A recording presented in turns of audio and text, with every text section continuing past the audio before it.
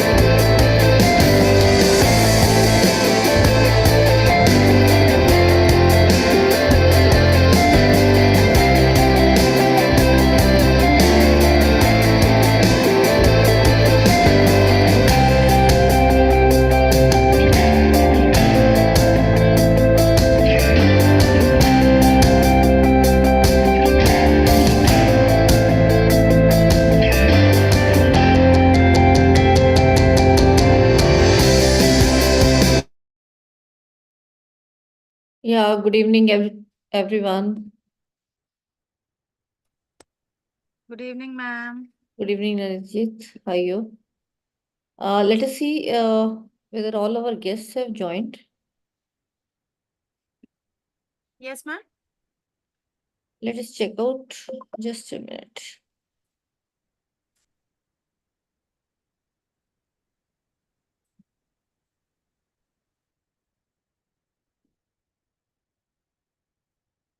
I think Professor Jaswinder Singh sir has joined. Please make him co-host.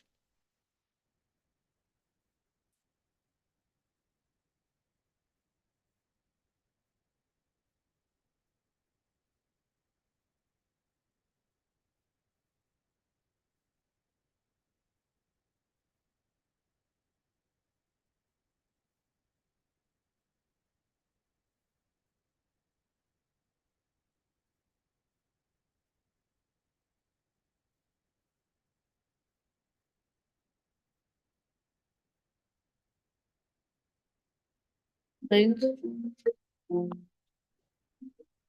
Yes, ma'am.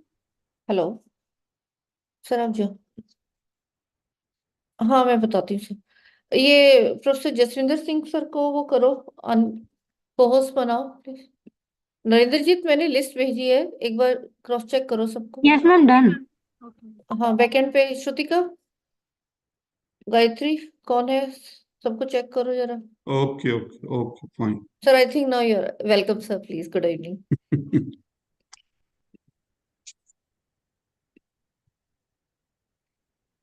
देखना Trilochan sir please join कर पाए या मेरे को बात करनी पड़ेगी एक बार उनसे फिर ये रहने दीजिए। मैम अभी नहीं किया. Good evening, Jaswinder Singh sir.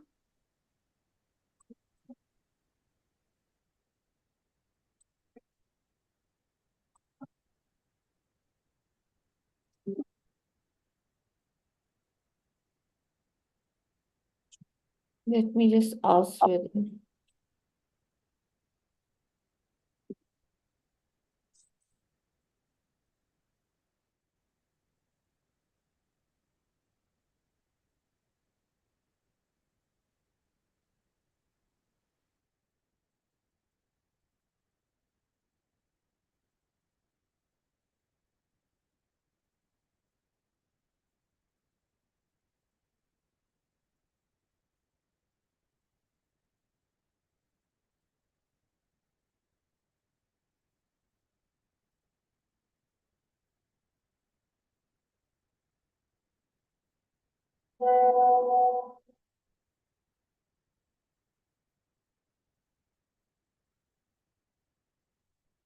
नमस्ते sir and welcome please Trilochan sir सत श्री अकाल। हाँ जी सत श्री अकाल सर सर कोई मुश्किल तो नहीं हुई ज्वाइन करने में नहीं कोई नहीं। अच्छा अच्छा अच्छा वही सर मैं सत श्री अकाल जी। क्या सत श्री अकाल सर। ठीक है सर। ठीक हो? हाँ जी सर फर्स्ट क्लास। ये ਤੁਹਾਡੀ ਹਿੰਮਤ ਹੈ ਸਾਰੀ. Your legacy, और your सर ये contribution, मेरी पूरे your कॉलेज की shining थोड़ी लीडरशिप दिया है फर्क की। contribution.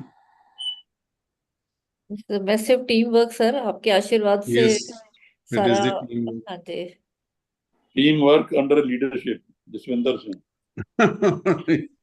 Sir everybody. बिल्कुल सर नहीं, बहुत बड़ी बात है. तेरा वो खुलिया नहीं. नहीं सर आ रही है आवाज थोड़ी जी।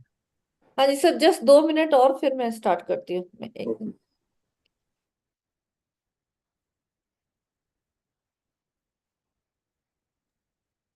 आ रहे हैं प्रोफेसर वेद प्रकाश विमल जी। सर वो तो यूएसए में है तो लेट उनका इसीलिए लास्ट में रखा है ज्वाइन करेंगे he will take one session okay हाँ जी हाँ जी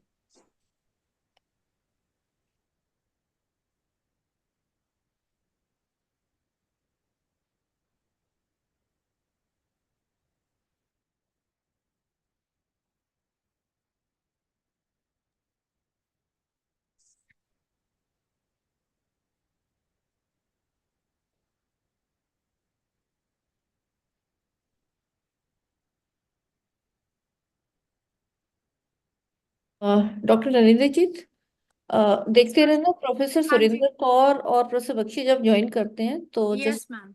late Yes, me ma'am. No, है ना, अकॉर्डिंगली विल। हाँ, Yes, ma'am. Yes. So Sure, ma'am. हाँ, just so sir, with your permission, let me start now. Yeah, thank you.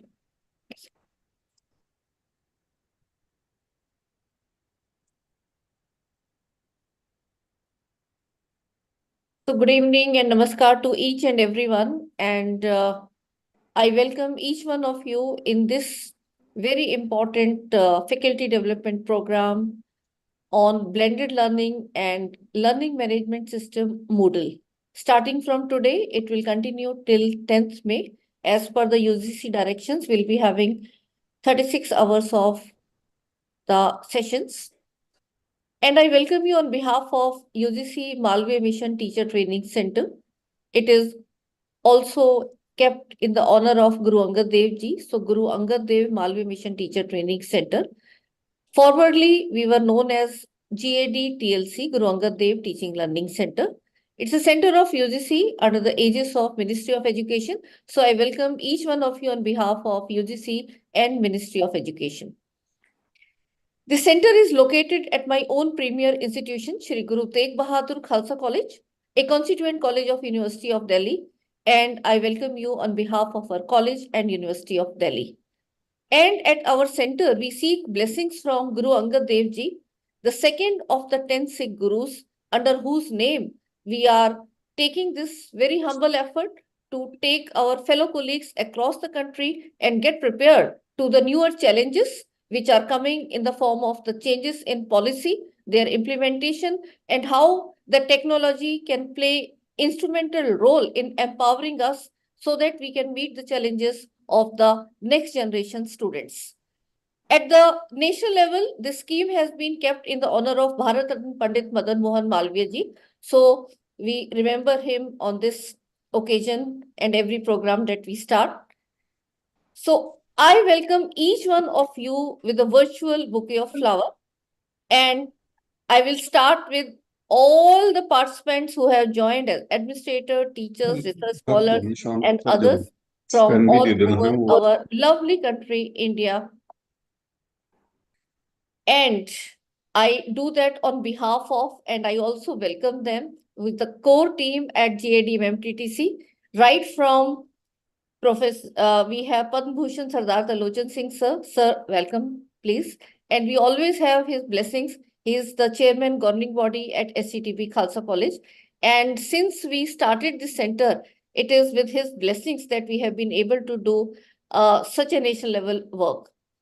I also welcome each one of you on behalf of Professor Ved Prakash sir, former chairman, University Grants Commission, Professor A.K. Bakshi sir, founder VC PDM University and former VC UPRTU, Professor Jaswinder Singh sir, Vice Chancellor Eternal University, and again in his leadership, we have been able to take the centers where they are, and the further legacy. I am also thankful to Professor Surinder Kaur for lending all the administrative and leadership support, who is acting principal and my colleague at SCTP Khalsa College, University of Delhi. Special welcome to Padma Bhushan Sardar Talochan Singh sir. Sir, we are really grateful that you have joined this inaugural. He is the chairman governing body, as I told you, and is also ex-member of the parliament. He's the ex-MP of our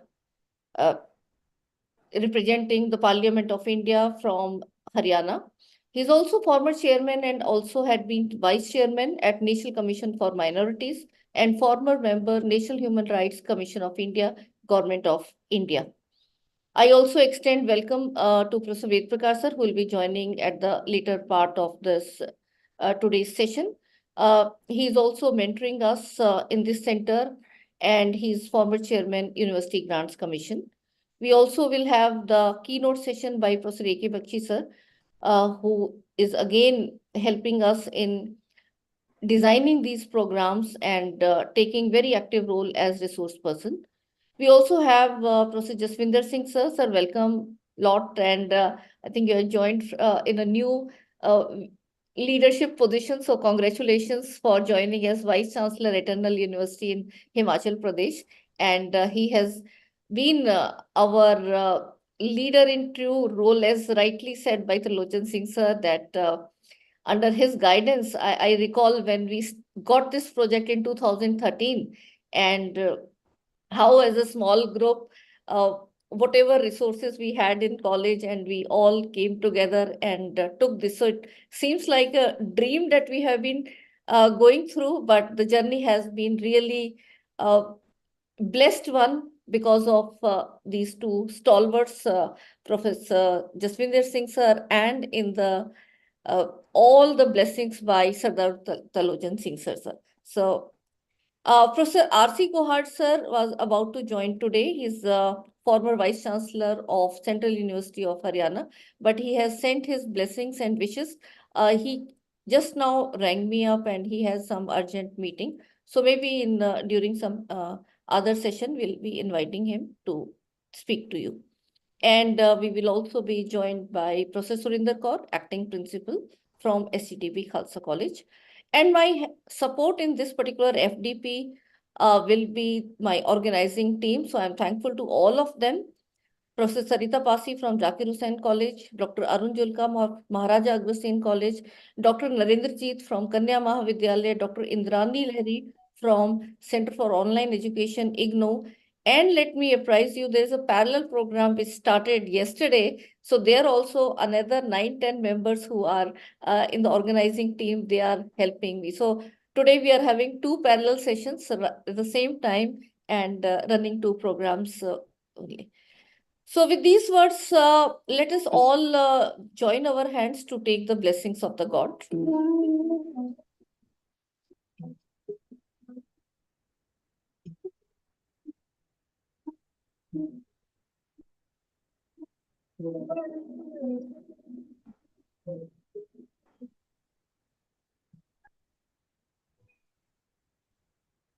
Center for E-Learning, Guru Angad Dev Teaching Learning Centers, and National Resource Center of Chemistry.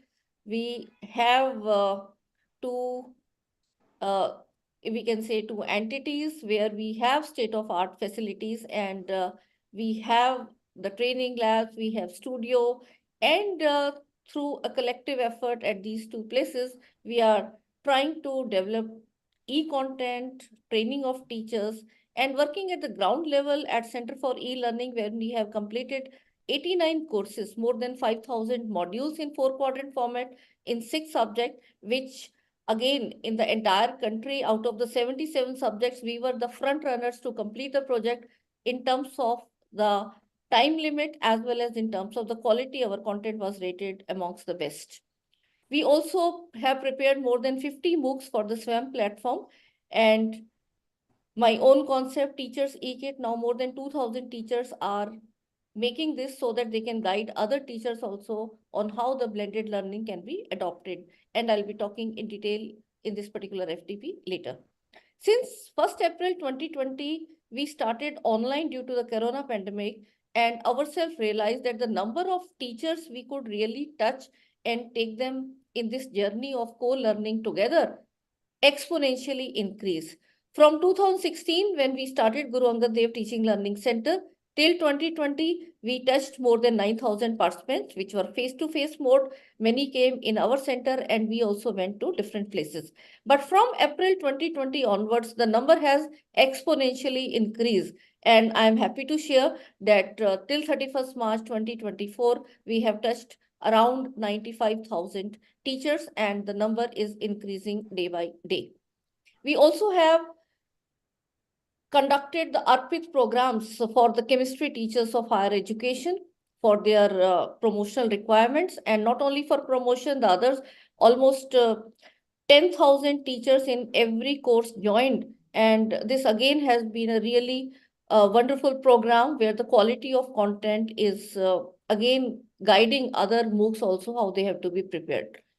And because of this ground level effort that our entire team has been doing since more than a decade now, that GAD-TLC was selected as one of the 45 Pandit Madan Mohan Malviya Teachers and Training Centers out of 100 such centers to be awarded Malviya Mission Center. And I'm happy to share that our center is rated in the top because I was also selected in the member of this committee who is to make the guidelines for all the other centers. So I was the only one selected out of the 45 PMMT centers to make these guidelines. So I'm thankful to the Ministry of Education and UGC for giving this opportunity where we could make the guidelines where the implementation of NEP can be done in a very, very positive way.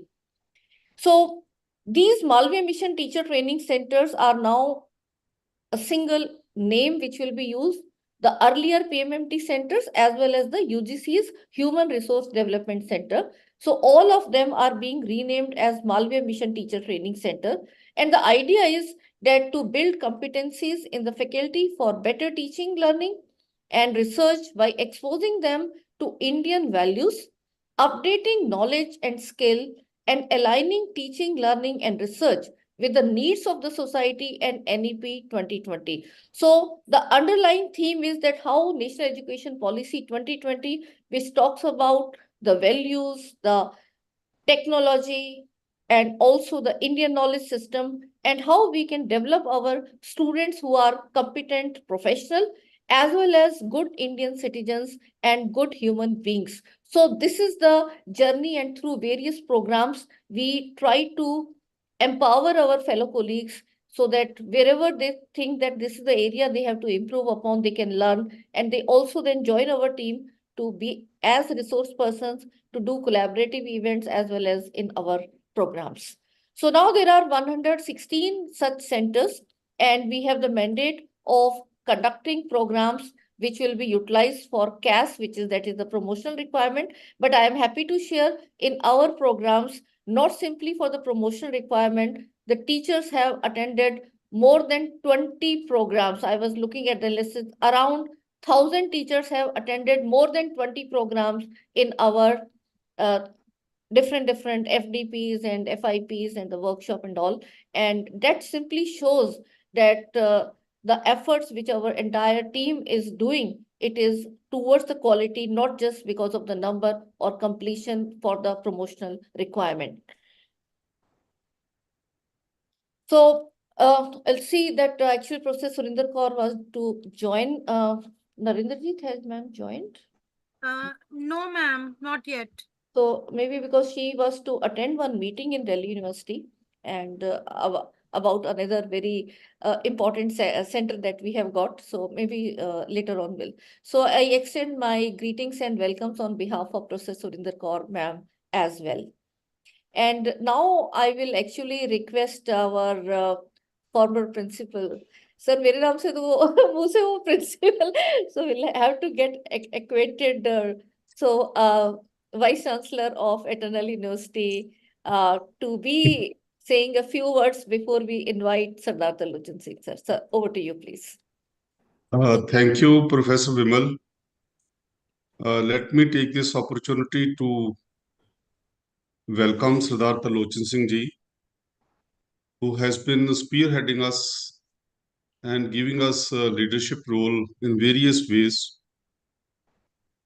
He has been, steering not only the Khalsa College, but I think all the institutions, especially in the Northern India. He has very rich experience, both as parliamentarian and also, as human rights activist in various forums. He has been, as Professor Vimal mentioned, that he was the member parliament, member Rajya Sabha, and also, he was the chairman of the Minorities Commission of India. And in that capacity, he took many initiatives to safeguard and to, educate the minorities. Many, steps were taken during his time to bring the minorities into the mainstream so that they can play a very constructive role. And also, for when he completed his term as parliamentarian, he, Delhi Sikh Gurudwara Prabandhak Committee requested him to help us in, in streamlining our educational institutions in Delhi.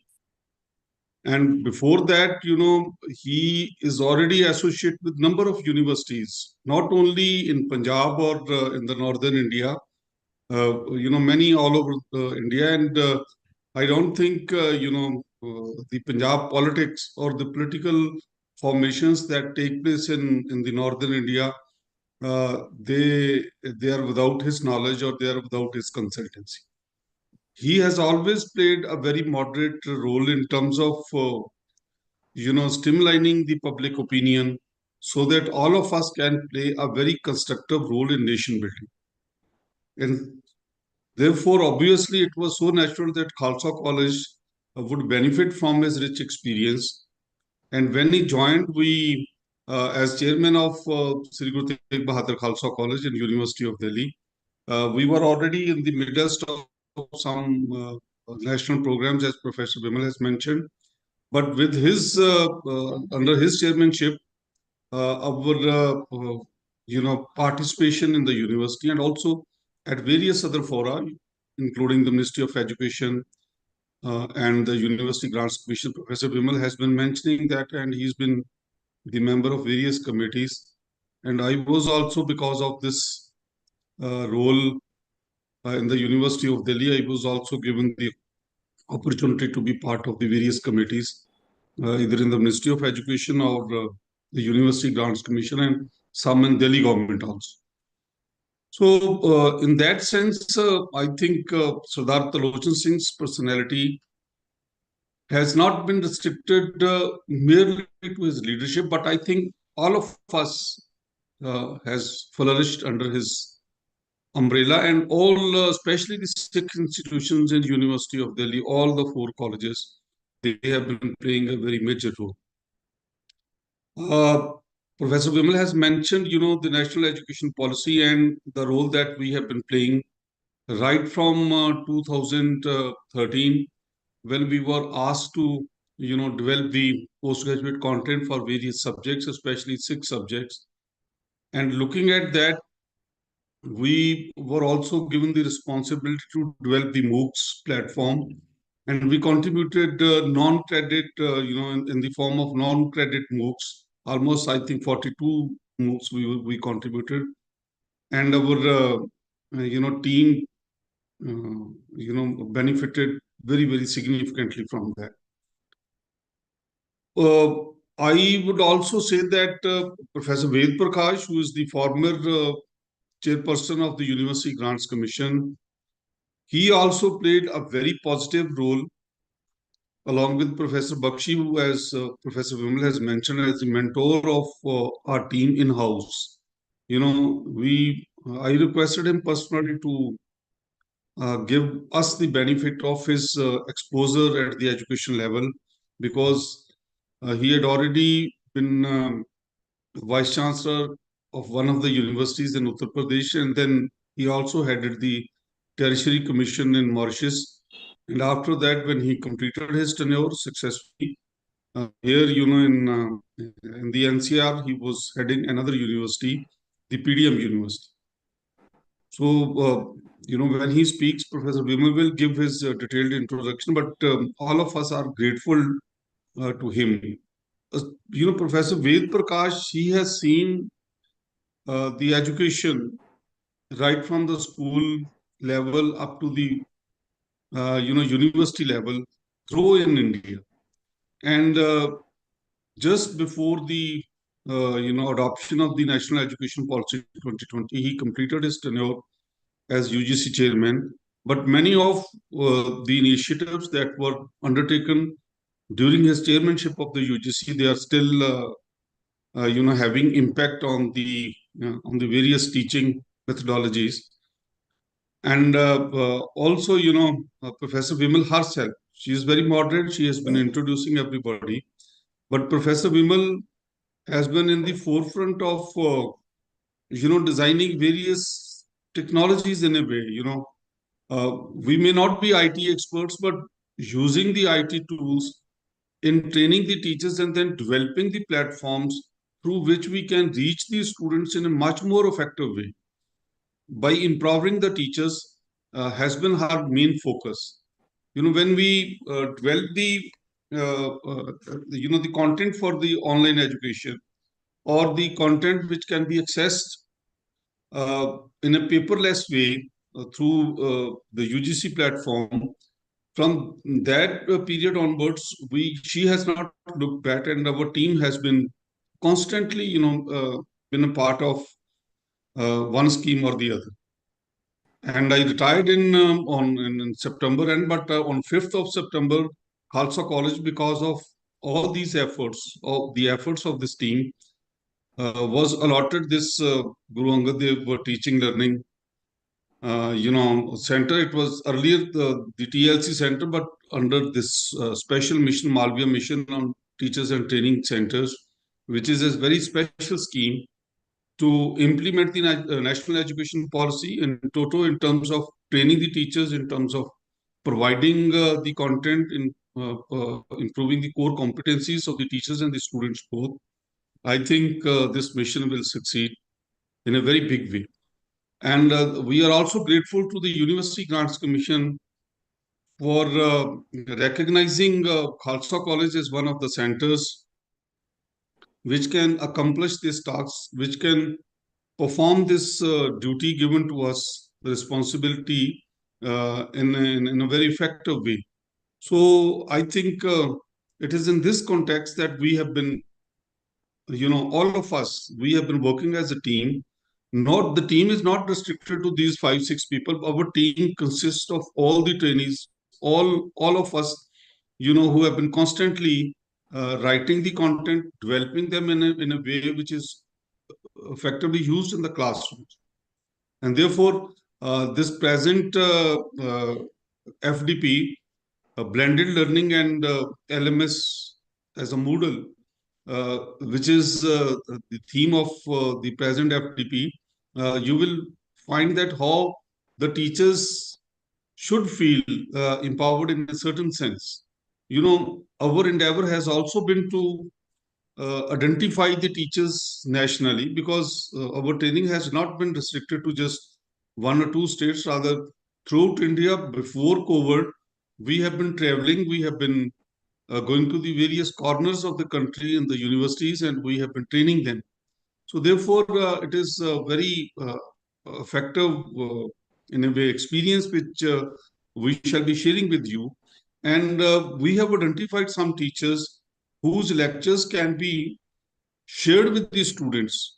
And, before we actually go to the classrooms, these days, the national education policy, it is emphasizing in a certain sense the Bloom's taxonomy, in the sense that the teachers are supposed to, see that, ensure that our program outcomes are effectively delivered to the students. And they are actually learned by the students, which will build their core competencies. So for that, I think in order to map the course outcomes with the program outcomes, I think the blended learning is something which is very, very essential.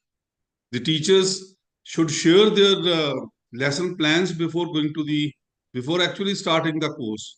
And then accordingly, they should plan their lectures in a way that they share the material with the students, and they tell the students what is going to happen. So the implementation of the lectures plans through the blended learning and through the LMS, through which we can share our assignments and continuous assessment, are the mechanisms which I think we shall be sharing in this FDP. Professor Vimal has been member of the various committees in the AICT, in the UGC, and in the Ministry of Education. She has the first-hand knowledge, and I'm sure all of us, the participants, our colleagues from all over the country, will benefit from this.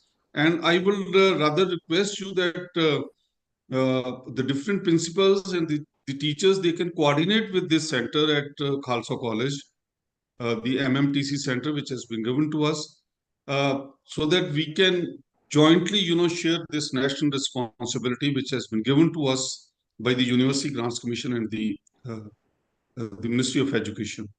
I would again, but we are very happy that Sudhakar Lochan Singh ji has again accepted the request of our management, Delhi Sikudar Management Committee, to chair, to steer Khalsa College. And all of us will benefit tremendously from his leadership. And I'm sure all those facilities will continue. Rather, he is himself very keen that we should, extend this further to international collaborations, which is going to be the next step. We have many collaborations with the foreign universities through this platform, which we shall be sharing and asking you to be a part of that. Towards the end, I would, express my gratitude to Professor Ved Prakash, Professor Bakshi, Professor Pohad. All of them are leading icons of this nation. They have played very significant role in shaping the higher education, and also, the University Grants Commission, for making this possible, providing the resources and the platform which can be used for effective interactions. Thank you very much, sir, for being the chief guest today and sparing your very valuable time. Thank you, Professor Vimal, for organizing this event. Thank you, sir. And now we'll request Sardata Lochan Singh, sir, to please give us blessings by sharing his words of wisdom, sir.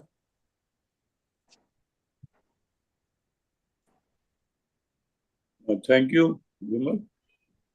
I'm very happy today that Guru Angad Center in Khalsa College, premises, Delhi, is organizing this online program, a seminar, and I'm very happy to see that in this program, Principal Jaswinder Singh, who is now Guru's blessings as Vice Chancellor in Badu Sahib University, he is also participating. I am very well aware that this center, Guru Angad, which is now one of the most shining such learning center in the country, has been allotted or has been given to us by Ministry of Education and the University Grant Commission and Special Minister Smriti Irani ji, that she all the way came herself to inaugurate it. And once again, we invited her to convey our greetings she rendered to this college. And we always wish well of her, that she, as a good minister, has been helping all good colleges. As I said, that this center, as Professor Vimal has just narrated, has been able to train more than 95,000 teachers all over the country. This is not a small figure or not any minor achievement. This is a major achievement. And I fully realize that with the efforts of the team, in which Dr. Bakshi, Professor Ved Prakash, Professor Kumar, they have all been our guide and who have helped us in promoting this level, the level of this center, and they are still with us, that we have done our best service to this cause. I am fully aware that the education system is changing every day. The new technologies, when you go through paper, one is astonished that what is the new change coming all over the world. Now, people in India should also try to learn more and more, so that our students also are in the front line in the world, in the field. So I can only say that and Khalsa College governing body is all only to support and give help to Vimal and our team who are involved, and we are thankful to them. Whether their effort, we have achieved this distinction. The college authorities are fully aware that we are doing our duty to a good cause in the country, and we will continue to do so. And with the new centers allotted to us, we will do our best to promote those also. I welcome all the participants today, and I hope that today they will be able to learn more and do more service. Thank you, everybody.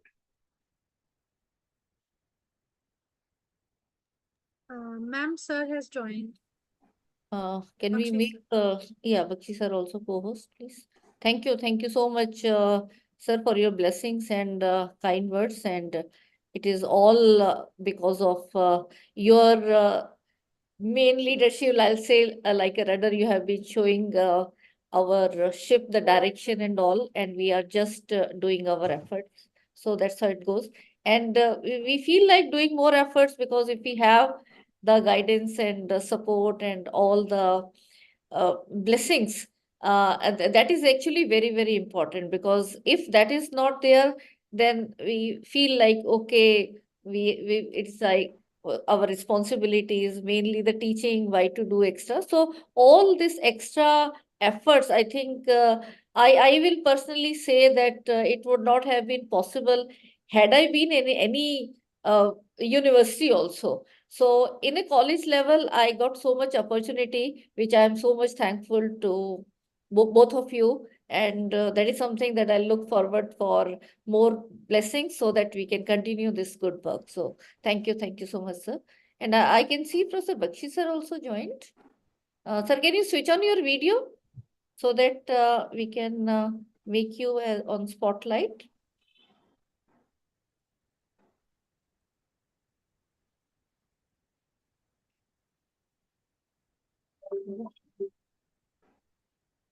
Hello.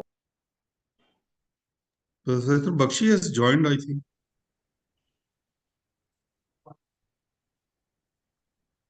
We will kindly ask to unmute,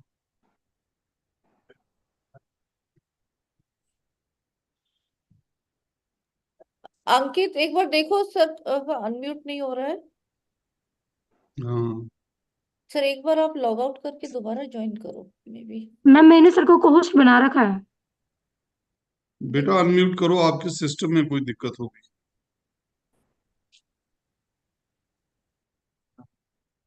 हाँ जी, no it's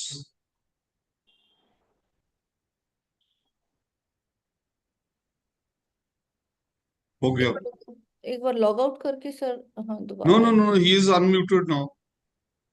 नहीं, but he is not able to, I think maybe. Gayatri जरा देखो।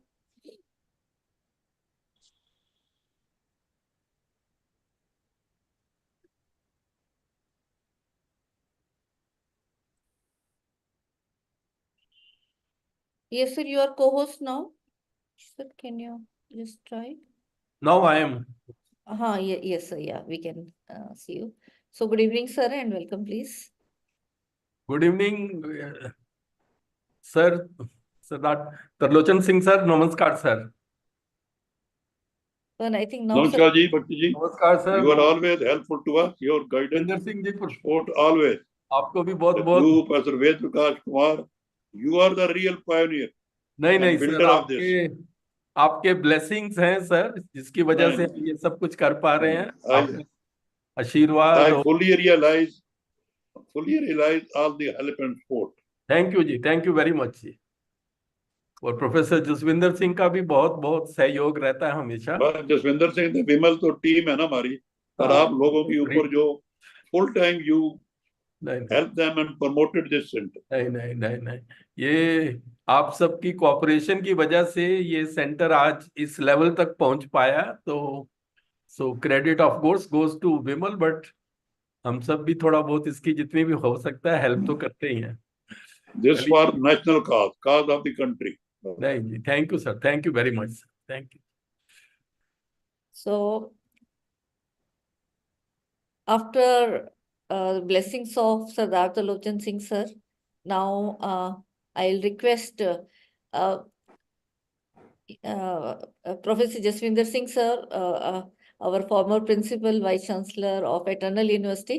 Sir, वो जो part आपने बोला था, वो that was only to make a background for Talochan sir. We look forward for your inputs on the theme also. So let me formally take it further. So As I told you, Professor Jaswinder Singh sir is the Vice Chancellor at Eternal University in Baru Sahib, Himachal Pradesh. And uh, he has been instrumental as PI of various subjects of economics, business economics, psychology, as the principal investigator for developing the e-content for e-PG Pathshala project at our centers. And he also developed himself 6 massive open online courses in economics, which are hosted on SWAM portal. And then he was also the member of the UGC committee to review autonomous status of various college. He was there with us, myself, for formulating the online regulations we call, and many committees, you name it, he is there at university level and national level. And he's also member advisory committee, UGC nominee at various universities on behalf of UGC.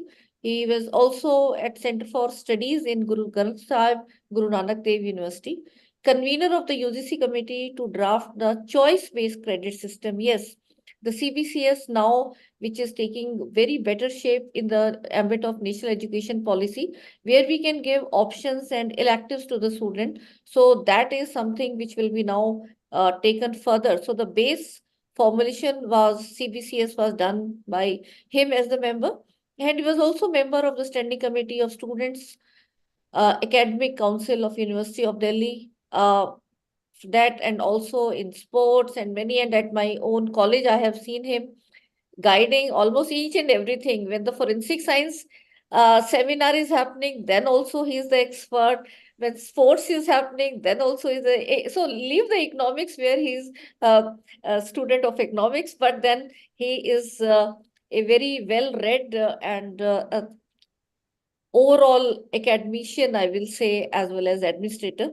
So, sir, your thoughts on, more thoughts on how this blended learning and learning management system can be game changers, because now when we have technology so much into everyone's life, we cannot imagine anyone working without technology. And more so, now we have the artificial intelligence also coming.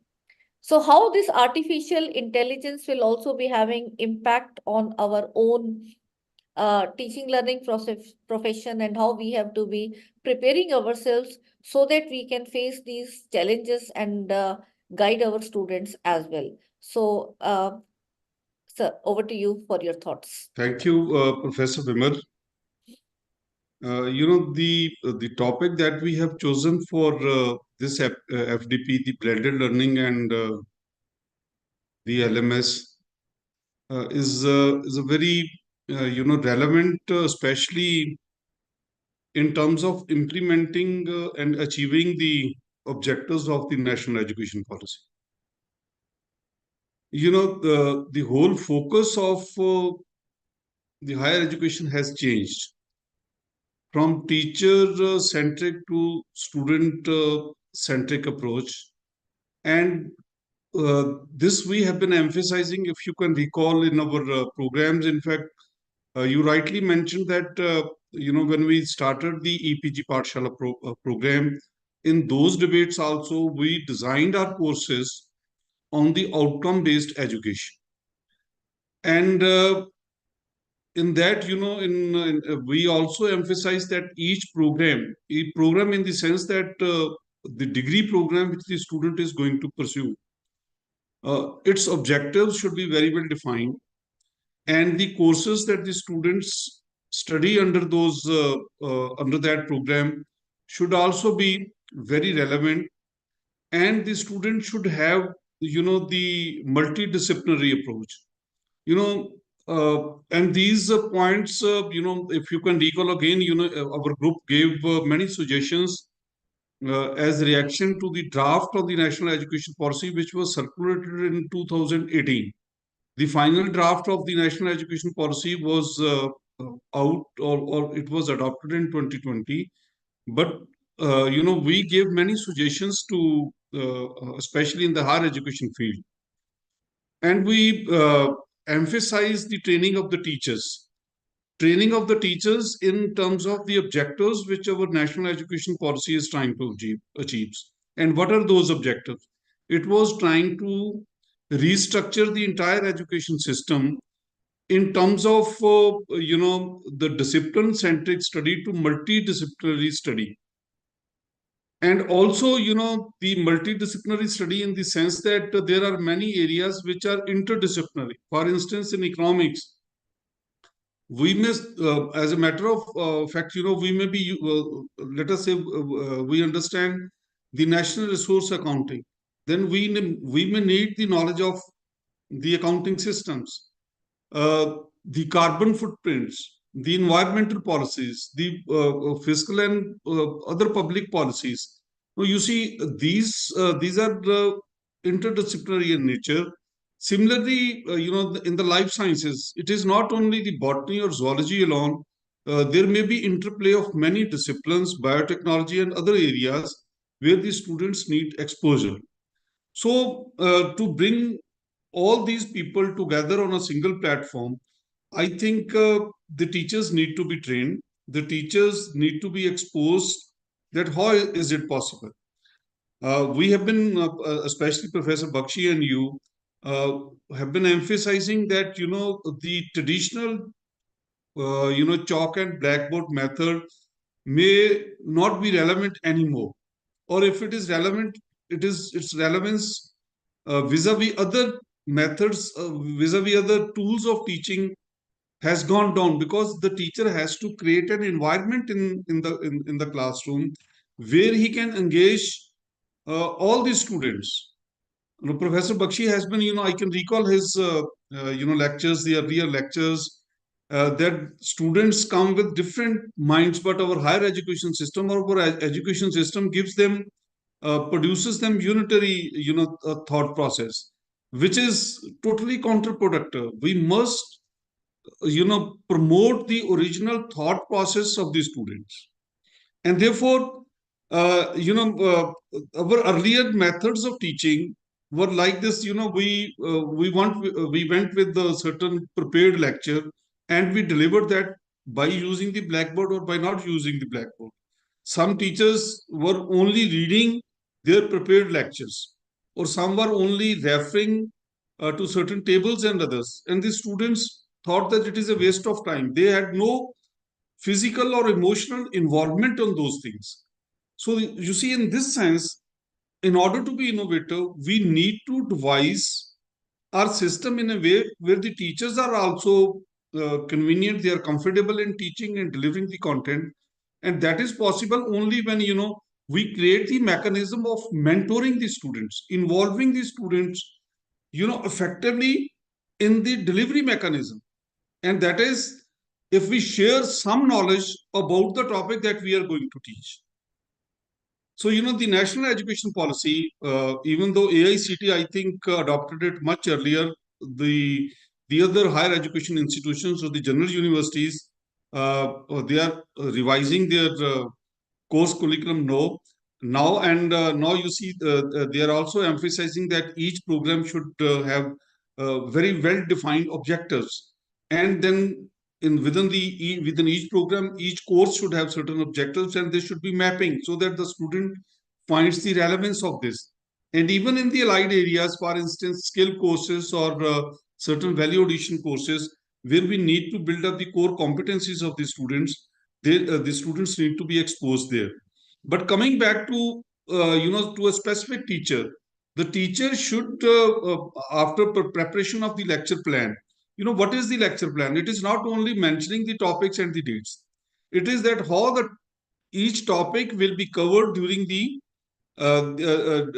course of coverage of the syllabi.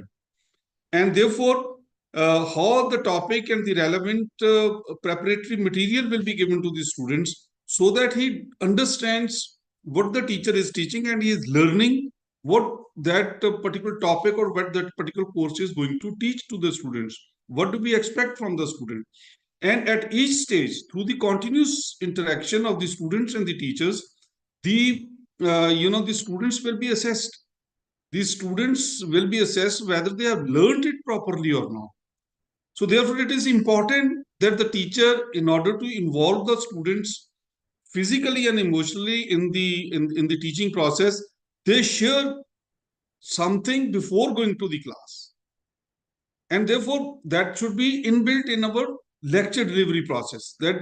And it will help the teachers much more. It is not only your recorded lecture.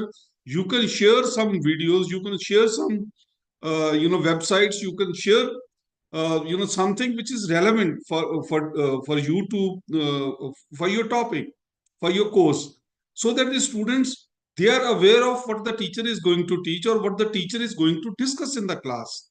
And thereby we encourage the students to write, to study, to participate, and to constructively, do something. We also, Professor Vimal, if you can recall, in our discussions, in your, the teachers e-kit also, you emphasized, which was, of course, your patent, and you emphasize the role of the discussion forum.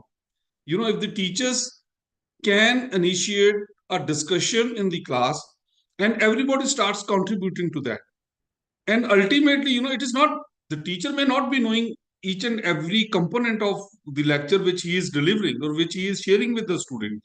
But ultimately, if we are discussing and that whole topic is being prepared, the lecture which we share, blended teaching means that we share before something with the students before actually going to the class.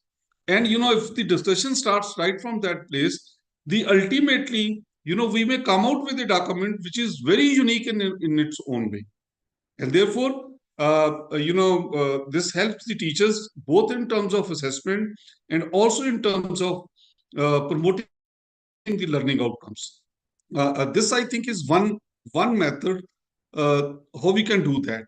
But the LMS, which is the learning management system, which is, of course, some Moodle based, we need to, create an atmosphere where the students, they develop the writing skills, where the students, they develop their the communication skills.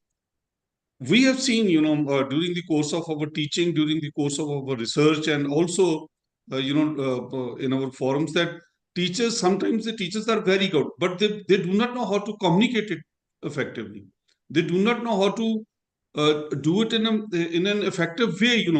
So I think this education policy is also emphasizing that the teachers and the students both should learn to communicate with each other very, very effectively. And that assessment, I think our group has been emphasizing that, the end semester or the end year examinations may not be, the comprehensive tool. It may not be the only mechanism to assess the students. Rather, the continuous assessment, maybe through your external observers, we can have that. And I think those can be inbuilt into the LMS model. And therefore, we can improve our whole delivery system and developing the core competencies of the students. I think at this stage, I would like to restrict myself up to this only. Thank you. Thank you, sir. You rightly mentioned about how the outcome-based education has to be kept in mind, because when we say the blended learning model has to be adopted, it's just not that we want to use the technology for the sake of using, but then how the qualitative improvements can be brought about in our teaching learning as well as assessment process. And they both go hand in hand. That's why outcome-based education, which I have planned one session for this group of participants as well, where when we write learning outcomes, then what are the activities to be performed to ensure the learning has taken place? Not just sharing of information, that is not going to work. And then how every assessment has to be also linked with the learning outcomes, and that is what is entire COPO mapping, which we have to now learn about, because many peaks of excellence are there. It's no doubt that there are teachers who have been producing good results, but then that era was different. And now, as it is also a very strong statement rather written in NEP 2020, that it cannot be assumed that the good teachers in the traditional setup will also be the good teachers with the help of technology. So we have to know how the tools can empower us, how they can reduce. I actually get annoyed when teachers with such piles of assignments make a, let us introspect what are the students have that they have copied, obviously many of them, कईयों के भाई लिखते हैं, कईयों के बहनें उनकी copies लिखती हैं, and then we are very happily and carrying them from one corner to other corner in our colleges. What type of assessment is this? Can we not put some part of it in the technology? So even if you want them to write, you tell them, okay, you scan and upload. They will be also learning the digital skill. And then there are proper ways where you have gamification. There are so many tools. And yes, there is a special session we're going to include on AI tools, how they can also be used for the blended learning model. And the LMS forms the backbone. Without LMS, I think it is not a structured way, because if you take your content on mails, you will be again improving, putting a lot of efforts for your time consumption. Technology has to be used where the time usage can be reduced, and that is what the intention. And that's why if you see the themes of this FDP that we have put up, that what are the various models of blended learning? What is blended learning? We'll talk about, and prior to that, the keynote session, which Professor Bakshi will be taking, will be the challenges around the digital transformation. And he will be also taking in depth the flipped classroom model of blended learning. And there are so many other learner-centric models we have to be aware. And then we'll see how the technology can be used where e-content forms the important role. Because unless or until you have the e-content, you will not be able to move ahead. आप वही board के पास आके खड़े हो जाओगे and you will be just sharing the information और कहेंगे syllabus complete हो गया. अब complete हो गया, but from learner's point of view, how much learning has happened? There is a big question mark. So the e-content which can be used for blended learning, we'll also see which tools can be used to prepare the e-content, which are the tools which can be used for the assessment, and then learning management system itself will put your virtual group, will enroll you, will also create a group for you as teachers, and how the students you can enroll and share your content, share your quizzes, and that is something over and above. So the classroom teaching learning is also happening, and here also it is happening. So that's how we wish to take it further. So thank you so much, Professor Jaswinder Singh, sir. And now we take it further to our keynote session. Let me share my screen. And before I will request Professor Bakshi, sir, I will put very important information. Keep on writing important notes, because in the feedback we'll be asking. So right from today till 10th May, we'll be having the sessions as scheduled in the poster from 4 to 8:30 p.m. In between, we'll have the enrollments, interactions and all. So 4 to 8:30 is the time that you have to be with us.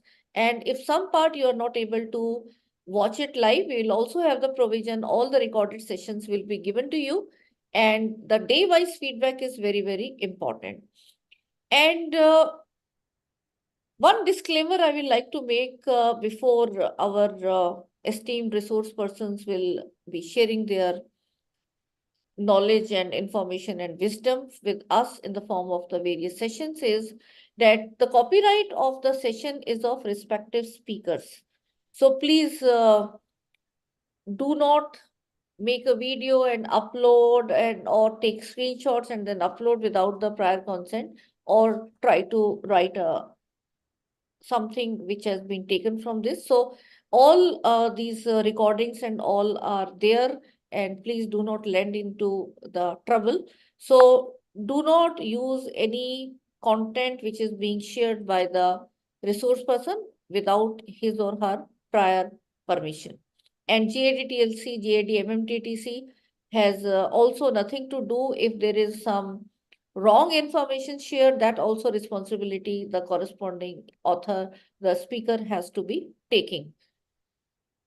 So with these words now, let us look forward to a keynote session by a stalwart in this field who actually pioneered, I can recall, 2008, when I met him, he was director of IEEE, the first initiative at Delhi University level for e-learning, and he was also instrumental in Sakshat portal and all. So I welcome you, sir. And very briefly, I would like to introduce, although you don't need any introduction, but always there is a mixed audience, and everyone should know that how doing different type of works, there's a career progression that you can make yourself also. So Professor Bakshi, a renowned academician and a former Sir Shankar Lal Professor of Chemistry in University of Delhi, is the founding VC of PDM University. Is also Executive Director, Tertiary Education Commission Mauritius, uh, I think 2013 to 15. And then prior to that, he was also VC at UP RTOU, a open university, where again the technology plays so much important role in giving the self-learning material to the students in time. He is also Head Department of Chemistry and Director of CPDHE and Director of Institute of Lifelong Learning at DU. He has been the chairman of our center and member of Standing Committee of National Mission on Education through ICT, NME ICT, where the structured integration of ICT in higher education and school education was started.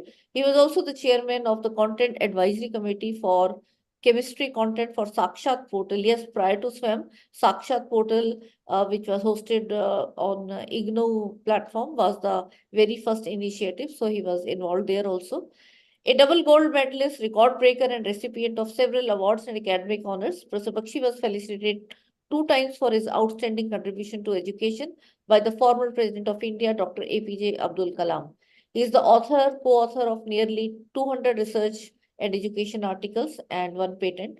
And he has to his credit many other publications like 11 books, 51 e-books, 63 e-modules in the 4-quadrant format. And he has been doing this for EPG Pathshala Chemistry Project, ARPIT courses, to name a few.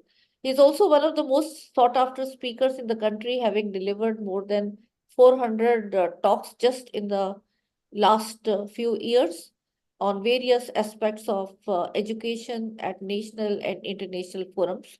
He has been the member of National Writing Team for Chemistry Class 11th and 12th book. So has a very well understanding at the school level education as well. He was also the president of the section of Chemical Sciences in Indian Science Congress Association and member of various committees of national and international importance. He was felicitated by Union Minister Smriti Jobin Irani for his outstanding contribution as chairman GAD-TLC. And prior to that, he was also felicitated 2 times for his contribution into education by former President of India, Dr. APJ Abdul Kalam.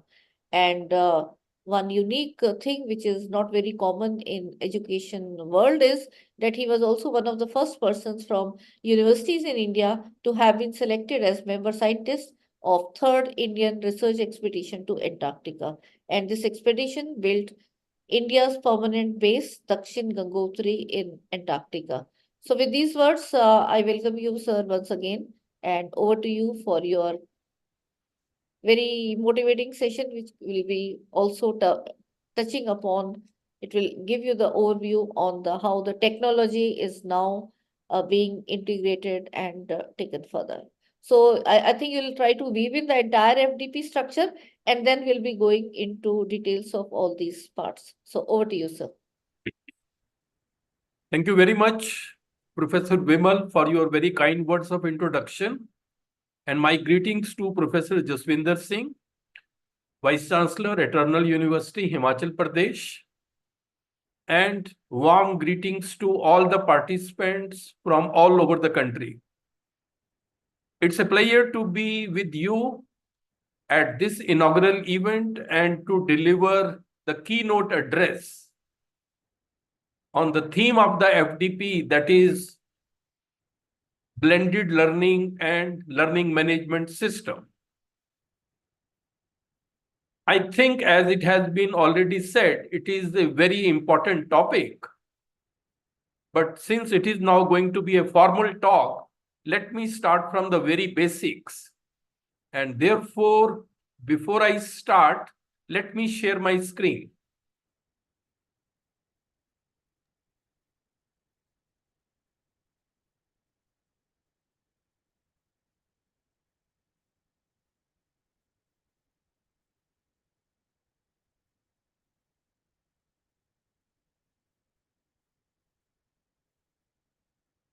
So as you can see, the title of the talk is Digital Transformation in Higher Education in India and Blended Learning. See, these two things, digital transformation and blended learning, they are linked with each other. That is why I have brought them here. So this is the title of the talk. And let me tell you that in the 21st century, as you all know, it is difficult to imagine education without technology.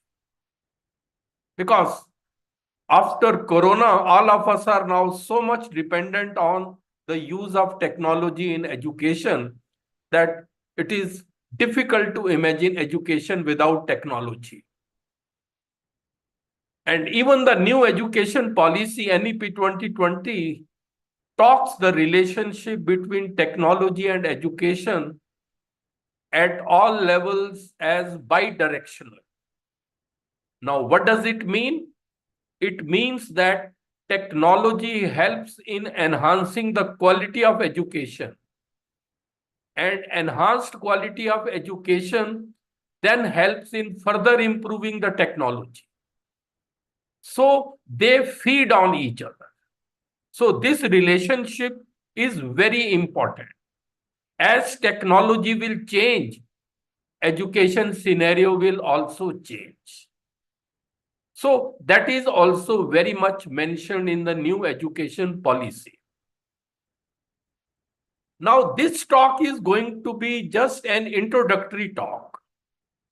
I will not go into too much details, but this talk will focus on the impact of technology on higher education, and also it will talk about blended learning. See, you must be thinking from where the term blended learning has come. This term was not there earlier.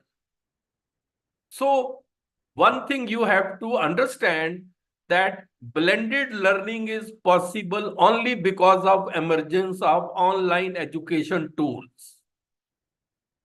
Had there been no online education tools, we would not have talked of blended learning.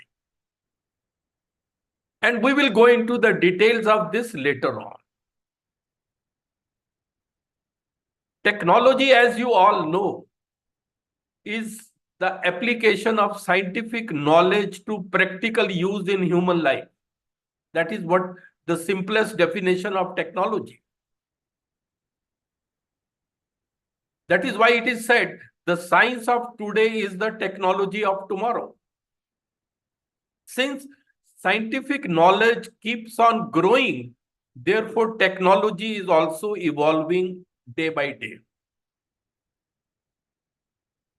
And one more thing which you have to keep it in mind, that technology is only an enabler which can help you achieve the intention of the person who is using it. See, technology doesn't have a brain of its own. Of course, technology makes our lives easier and more convenient and helps us to do things more quickly and effectively. No doubt about that. Then why not use it in education? That's the question. And that is what this talk will basically cover. The structure of the talk is like this. Look at that. This talk will be in 3 parts. And please remember, this is a just introductory talk. We will have more detailed talks later on. First, we will talk about what is digital transformation and why there is a need for it. Then we will talk about the impact of technology, that is ICT, on higher education, how it has changed. Here we will also talk about blended learning. And then we will talk about what is going to be the future of learning. So that is how this talk has been planned. Now coming to part 1, what is digital transformation and why there is a need for it? See, before I go into this, these 3 terms are very often used: digitization, digitalization, and digital transformation. We should understand the difference between these 3 terms. Digitization is when you shift from manual processes to digital processes. We call it digitization. And digitalization is when an institution or an organization creates a culture of using technology to run it. In every process, you use technology. Then we call it digitalization. And digital transformation is the outcome of digitization and digitalization. What is the result? What change it has brought? That would be called digital transformation. So in this talk, we are focusing on digital transformation and digital transformation in higher education. That means how the education or how the education sector has changed as a result of integration of technology with it. See, COVID-19 has sped up this process of digital transformation. What could have normally occurred in 10 years, that occurred just in 1 year during Corona pandemic. We all learned so much about technology because we were just in our houses. That's all. We couldn't move out. So everybody started using technology. So that is why this 10 years work was done just in 1 year. And you know, when you integrate technology with education, you integrate with the help of digital tools. So digital tools are the tools that help in various tasks involved in the integration of technology with education. And they help in making these tasks very easier to complete. So technology and education are integrated using digital tools. This is the thing you have to keep it in mind. See why I am talking at very elementary level, because it's a mixed audience. Some may be knowing all these things, some perhaps may not, but very soon everybody will be at the same level.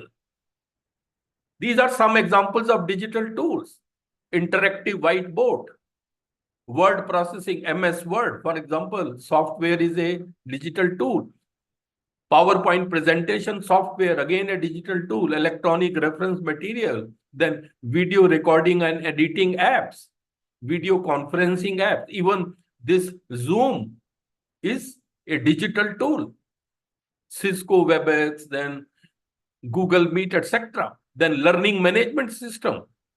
Your theme of this FDP is learning management system. That is also a digital tool. And then there are many also audio tools. So all these help in the integration of technology with education. And even ChatGPT, which is so popular, which was launched just 2 years back. So having said that, question is, why do we do digital transformation? As I mentioned it earlier, technology helps and makes tasks easier. So digital transformation is expected to enhance the quality of education and to help achieve the 21st century learning needs. This we can achieve through this technology. And as we will see in this course of this entire program, digital transformation in higher education helps you on these 5 major fronts: access, access to higher education will increase. It will help us. Then enhancing the quality of education. Then learner-centric education, learner-centric pedagogies will be possible because of digital transformation. And even blended learning comes under this category. Then it makes it possible to impart education with equity. And then there is a problem in higher education sector of the shortage of competent faculty and infrastructure. That is also overcome through digital transformation. So these are the 5 major areas where digital transformation has its impact. But please remember one thing. Ultimate goal of educational process remains the same. Good human being. See, ultimately, education aims at producing good human being, responsible citizen, and a competent professional. In any profession you may be, a competent professional is produced through education. And competence of a professional is determined in terms of knowledge, skills, values, attitude, etc. So this is the ultimate goal of education process. And please remember, education is relevant only when it is able to serve the needs of the changing society. Otherwise, education has no meaning. And in the 21st century, world is changing very, very fast, mainly because of technological advancements. Therefore, education will have to change also. We cannot continue to impart education the same way and the same education as we used to do 20, 30 years back. That will not work. Therefore, quality education in the 21st century will be these 3 things. Knowledge, disciplinary, interdisciplinary, and practical knowledge. This everybody needs. Then 21st century skills. These are a set of abilities which all of us must have if we want to excel. Plus also some subject-specific skills also. And then your values, attitude, traits, that is the personality. These 3 things taken together determine your competence for any profession. See, this is a very important slide. For example, you are a professor of physics. You need a very good knowledge of physics. Disciplinary, interdisciplinary, practical. Then you need some physics-related skills. Then you also need 21st century skills. And then your personality matters. If you are an engineer, again, knowledge relating to engineering, then other skills, all that. And these 21st century skills, as you all know, they come under 3 categories: learning skills, literacy skills, life skills. Under learning skills, we have critical thinking, creativity, collaboration, and communication, 4 C's. Under literacy skills, we have information literacy, media literacy, and technology literacy, IMT. Under life skills, we have flexibility, leadership, initiative, productivity, and social skills. See, these 12 skills, you don't need to understand the meaning of these skills. You have to be skilled in all these. They will elevate your job performance. For example, just one simple example. Even in blended learning, you will be successful if you have good information literacy skill. Information literacy skill means you should have the skill to find out where you can get any information. That literacy you should have.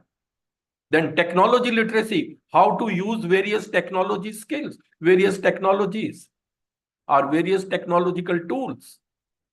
So all these skills will help you in your performance in any profession. And these 21st century skills are must for everybody. And now it is widely believed that every person in this nation must be an analytical thinker, a problem solver, innovative and creative, effective communicator, effective collaborator, information and media literate, globally aware, civically engaged, and financially and economically literate. And all this is possible through technology. So the goal of quality education has to be acquiring competence, and competence is determined by these three things: knowledge, skills, and personality. So this was just a very brief introduction in part A. Now I come to part second. The impact of ICT on higher education. How technology has changed higher education sector. See, first let's try to understand the meaning of ICT. ICT means information and communication technology. It is an umbrella term that encompasses all communication technologies that provide access to information. Look at internet, wireless network, satellite communication, cell phone, digital TV, all come under ICT. So, common feature of ICT is that ICT processes information and aids communication. But ICT is just one technology. There are many other types of technologies only. So this ICT is just one subset of technology.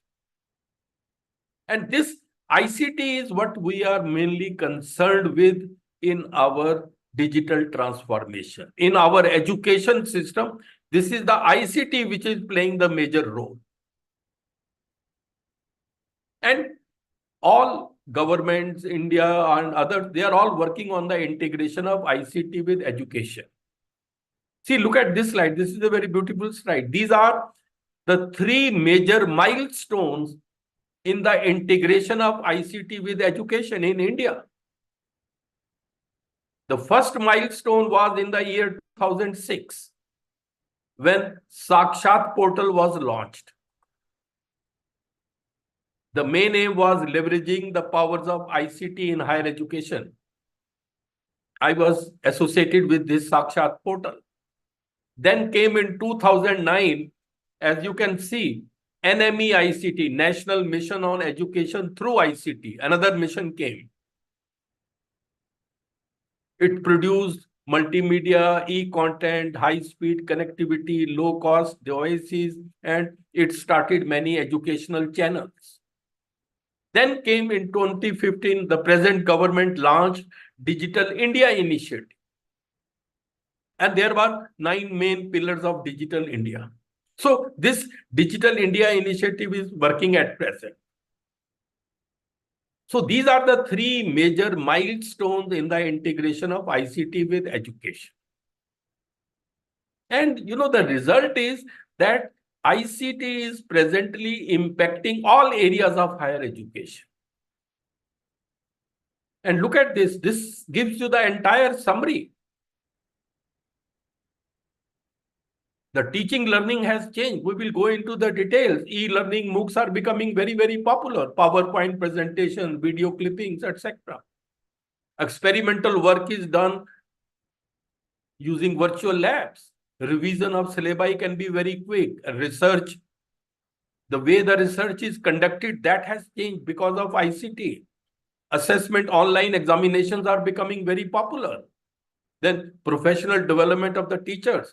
And then so many ICT empowered pedagogies have come.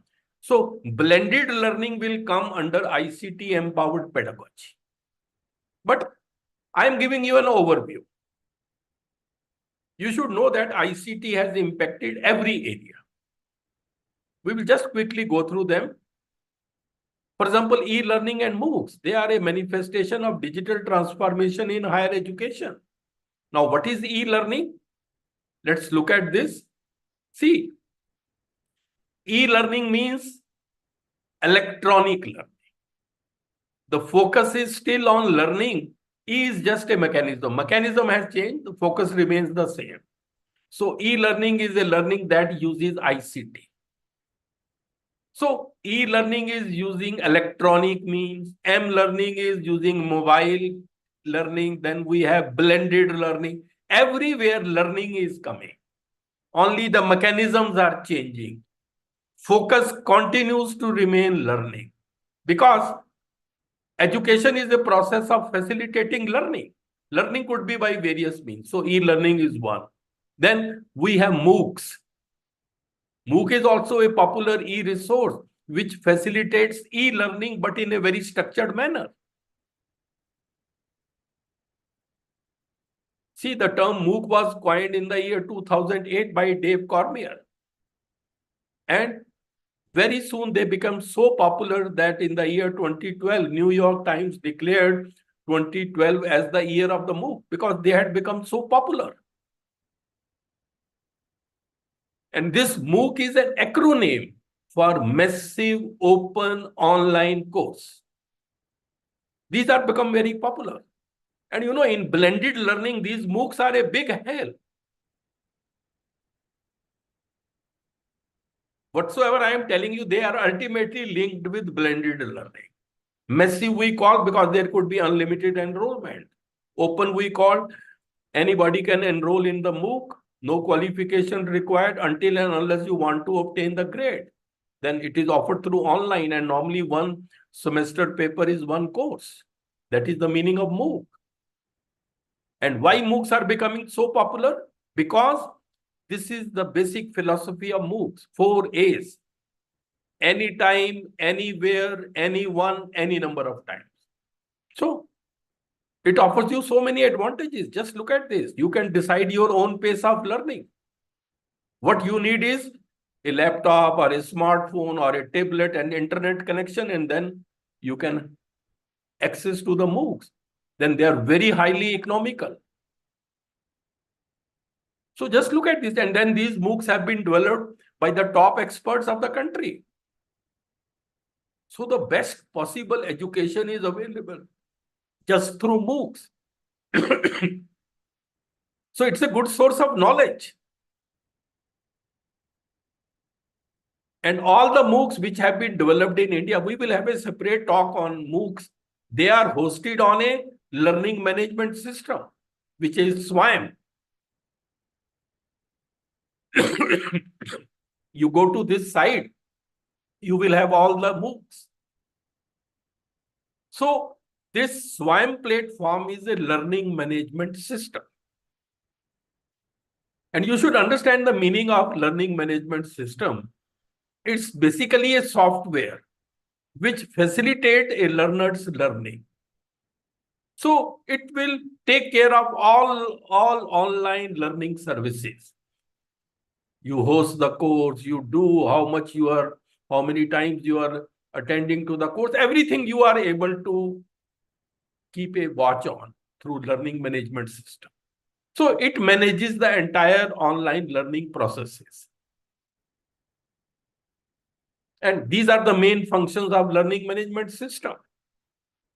It tracks the learning of individuals, tests them, registration, offline course material, communication, delivery, online course material. All these are the functions of LMS. So we will go into the details of LMS also later on, but this is something which you have to keep it in mind. And the SWAM portal, which is India's MOOC provider, that is ATL, Anytime Learning for MOOCs, just as we have ATM for the bank money.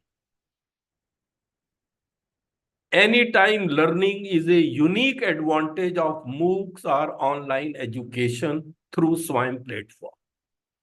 Please remember, this is a big advantage, anytime learning. And if you look at the most popular MOOCs on the SWAM platform, these are some of the most popular MOOCs which have been developed in India.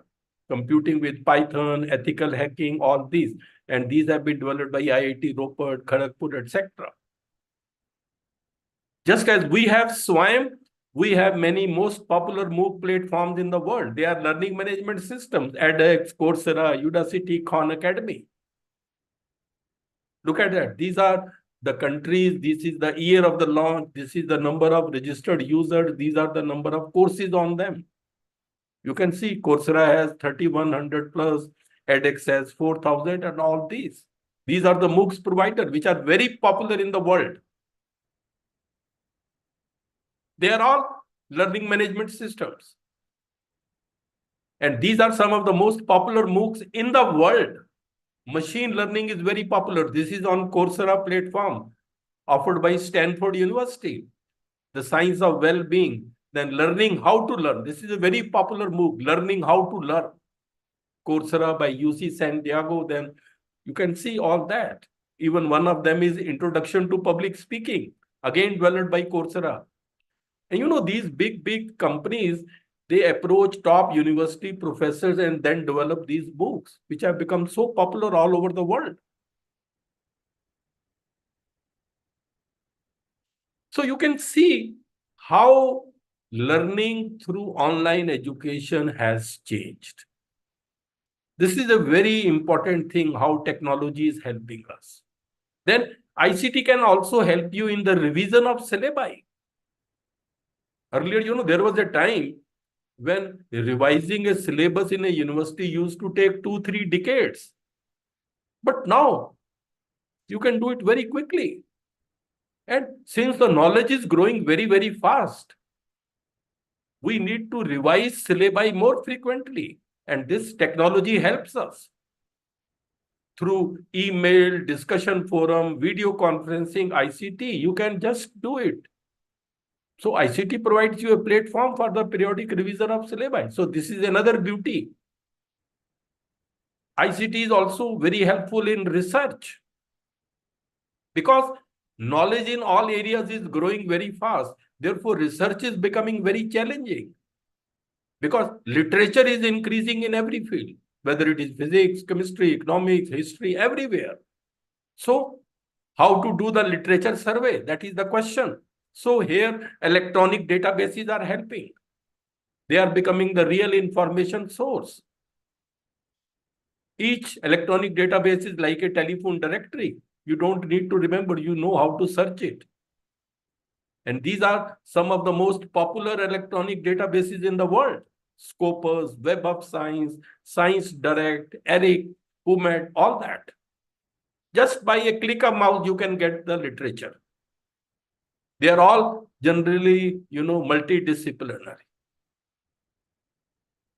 And then many ICT tools have come, which are a big help in research. No, they have totally changed the way the research is conducted now in the world. You can identify, if you want to identify the appropriate information source or literature survey or data collection or data analysis or referencing or report preparation or even plagiarism check, there are ICT tools which will help you. So you can see all this is the result of digital transformation. These are some of the popular research tools. These are some other tools for reviews, for literature reviews, for plagiarism check and all that. Then ICT is also helping you in assessment. Online examinations, you all know, are becoming very popular in the world. They give immediate results, uniform marking, cost-effective self-assessment. And that's why the Indian government created National Testing Agency long back in 2017. So much so that most of the major exams in the country are now conducted through National Testing Agency, which has become the biggest exam conducting body in the world, next only to Gaoka of China. NTA is so popular. Then ICT is also being used in the professional development of higher education faculty. See, there used to be academic staff colleges long back, then came Human Resource Development Centers, then came Pandit Madan Mohan Malviya National Mission Teacher Training Centers. Now we have UGC-MMTTC.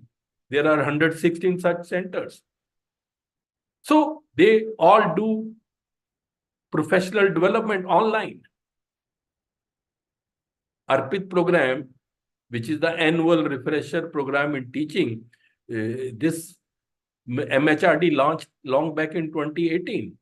It created various national resource centers.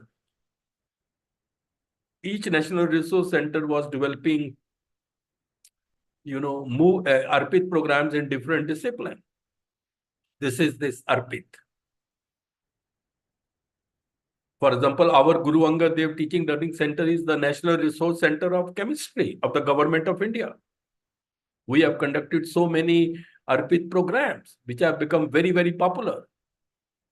And these programs, the focus is on the latest developments in the subject, then new and emerging areas, then, pedagogical innovations and methodologies for transacting curricula more effectively, and like that. And then ICT empowered pedagogies have come, including blended learning. So this is going to be a big attraction in this program. See, to understand this, first, let's see that we have been traditionally following talk and chalk method of teaching, which is one size fits all. It is a teacher-centric approach, mainly a monologue method. You cannot explain many complex concepts on the board. It presumes that all students learn in identical fashion. You can't solve many problems in the class due to the paucity of time. You have to finish syllabus. Then it is slow and time consuming. So these are the limitations of the talk and chalk method. And then, it is focusing more on examination, rote learning, and scoring high marks. Because, it is the irony of our country that we focus more on well-filled mind. We keep on filling the minds of our young students with more and more knowledge. Please remember, we need well-formed mind, which comes out of thinking, innovation, creativity. Because learning is not that you learn the facts. It is the training of the mind to think. You should be trained to do that. Therefore, there is a need to shift from teacher-centric to learner-centric methods of teaching. And this is possible because of technology. And please remember, students learn best when they are engrossed in the topic, motivated to seek out new knowledge and skills because they need them in order to solve the problems at hand. Let them find out on their own what they need in order to solve the problem. Technology helps them in doing everything. If their information literacy is with them, they will find out whatsoever information they need, from where they can find out. So this is now the shift occurring from teacher-centric to learner-centric. And learner-centric is not one method. There are many methods which could be learner-centric. Case studies, experiential learning, project-based learning, problem-based learning, collaborative learning, flipped classroom model. We are going to have a full lecture on flipped classroom model. We will talk about that later on. But this is an overview. And the reason is we have to move from teacher-centric to learner-centric approach. In learner-centric approach, learner engages in the work, in activities. And please remember, learning is not the product of teaching. Learning is the product of the activity of the learners. So you involve them in activity, they will never forget.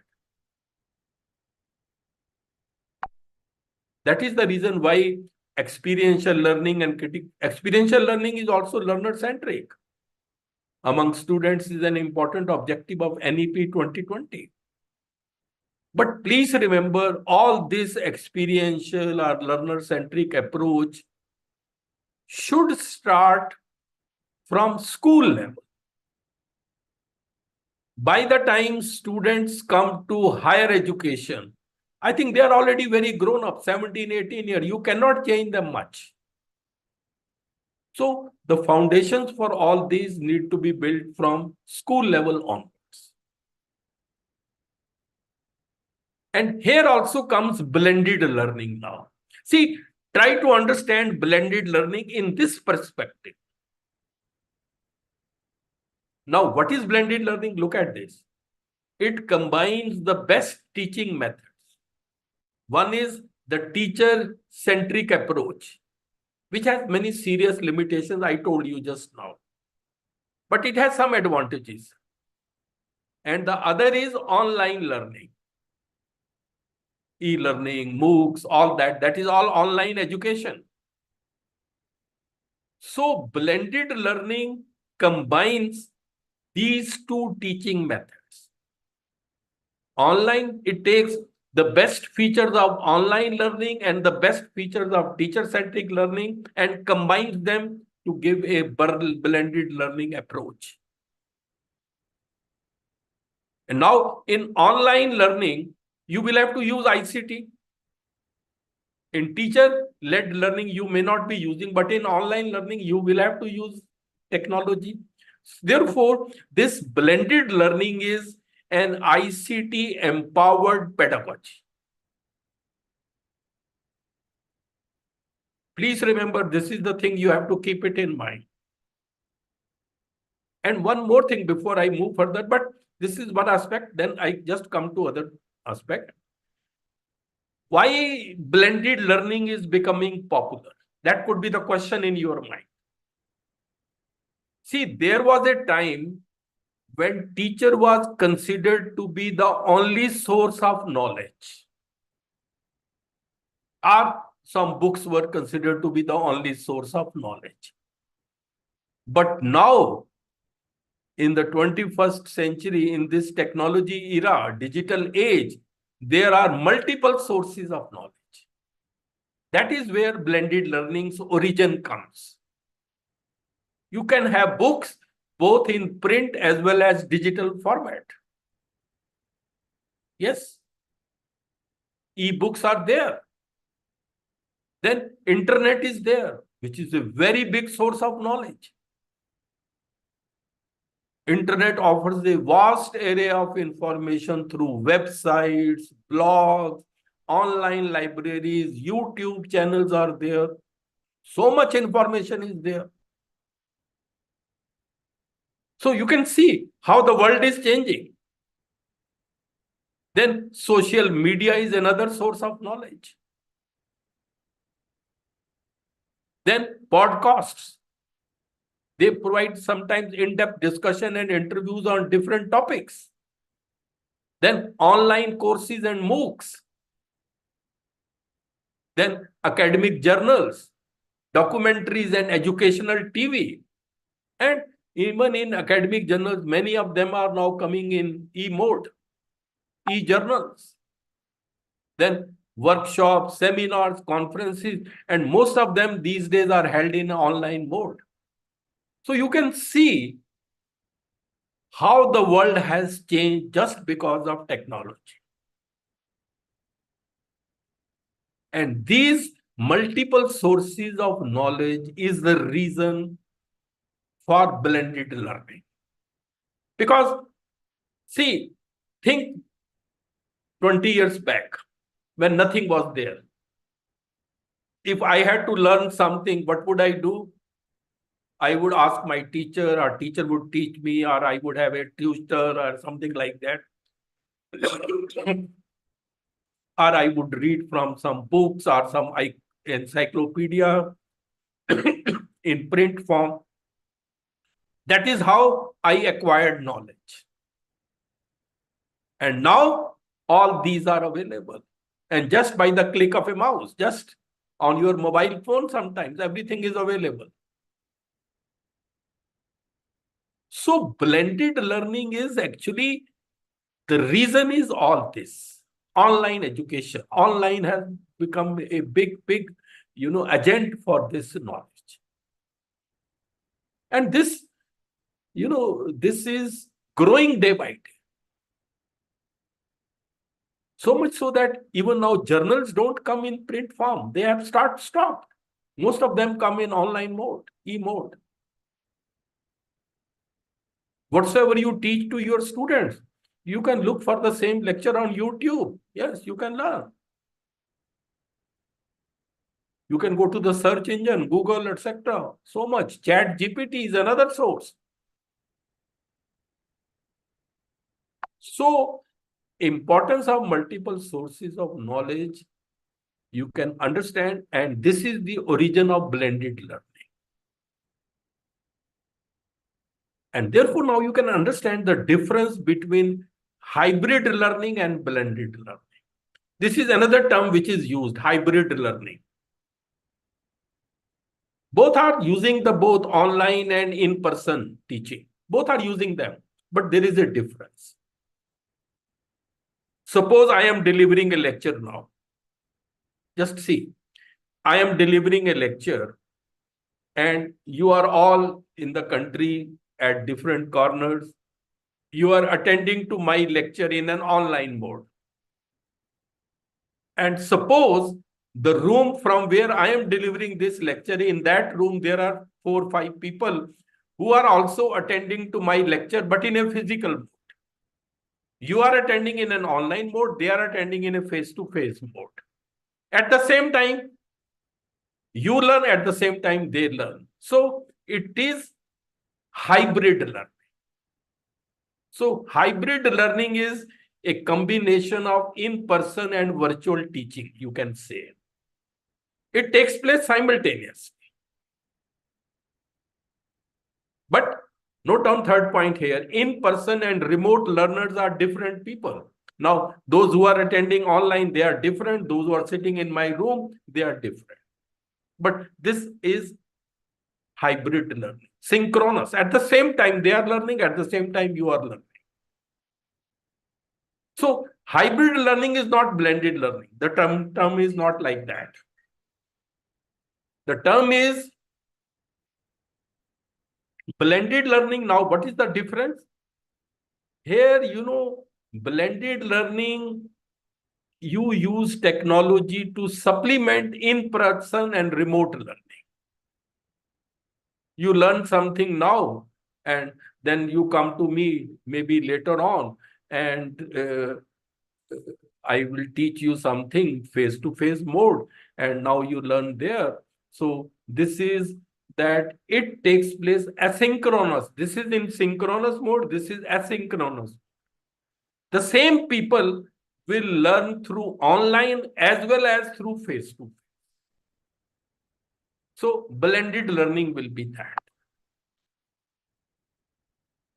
But please remember here, in-person and remote learners are the same people. In hybrid learning, in-person and the remote learners are different individuals. They are different people. But they are learning at the same time. That way it is synchronous, this is asynchronous. You should be very clear.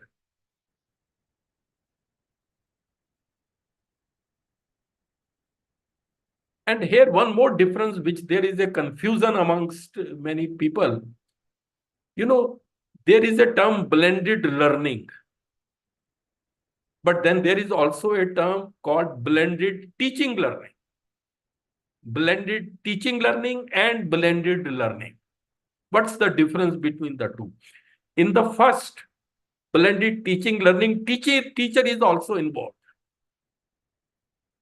So you are learning from the teacher, but the teacher is using a mixture of so many teaching and online tools in the class. That is called blended teaching learning. Suppose you come to my class. In the classroom, we are all sitting. Then I deliver a lecture. Okay, this is face-to-face for you. Then while delivering lecture, I show you some online tools, some online material, PowerPoint presentation, some videos. You are also learning from that. So you are face-to-face, I am teaching, I am also using online material to facilitate further understanding of the topic. So that is called blended teaching learning. A teacher using a mixture of teaching and online tools in the class. And as it is written on the right side, it is about using technology to spice up traditional teaching methods. This is the best definition you can see. Traditional teaching method is writing on the board, doing this. But if I also start using some, online material or technology, then that will be called blended teaching learning.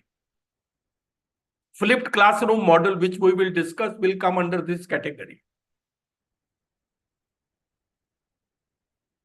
But blended learning means teacher is missing because it is blended learning. You are learning in a blended mode. In blended teaching learning, there is a teacher which makes you learn. In blended learning, you are learning on your own. So as you can see here, I have written, blended learning is like having a whole mix of ways to learn. You mix so many things to learn. Going to the class, you can learn from there. You can do some stuff online. You can learn on your own. But you mix all those things from where you can learn from YouTube, you can learn from the class, you can learn from some internet lecture, from PowerPoint presentation. So in blended learning, the focus is on the learner. I am the learner. I can use various sources to learn. I can attend to my teacher's lecture, or I can just learn, go to a class, learn from there. I can search the YouTube for the same part. I can learn it from ChatGPT. I can learn from some Google search engine, a mixture. So blended learning is like making a whole new recipe that mixes different ways of learning. You mix all of them. Please understand, this is a very important difference. People confuse blended learning and other things. You could learn from any source. And I told you why blended learning is possible. Again, I am going back to that. This is the reason. Because there are multiple sources of knowledge. That makes digital blended learning possible. And there could be various strategies in blended learning. Because so many sources are there, you can use them in various ways. You can employ multiple instructional material. You have to teach a lecture on any topic. You can use various types of material. Or you can you can use technology to reinforce learning. Or you can experiment with teaching techniques. All these are possibilities because so much is available to you. You can use any mixture, any combination. You don't have to follow any fix. Ultimate aim is that the learning should be there in students. They are able to understand. So all these are, and there could be many strategies which one could adopt while doing blended learning using all these, again, I am saying,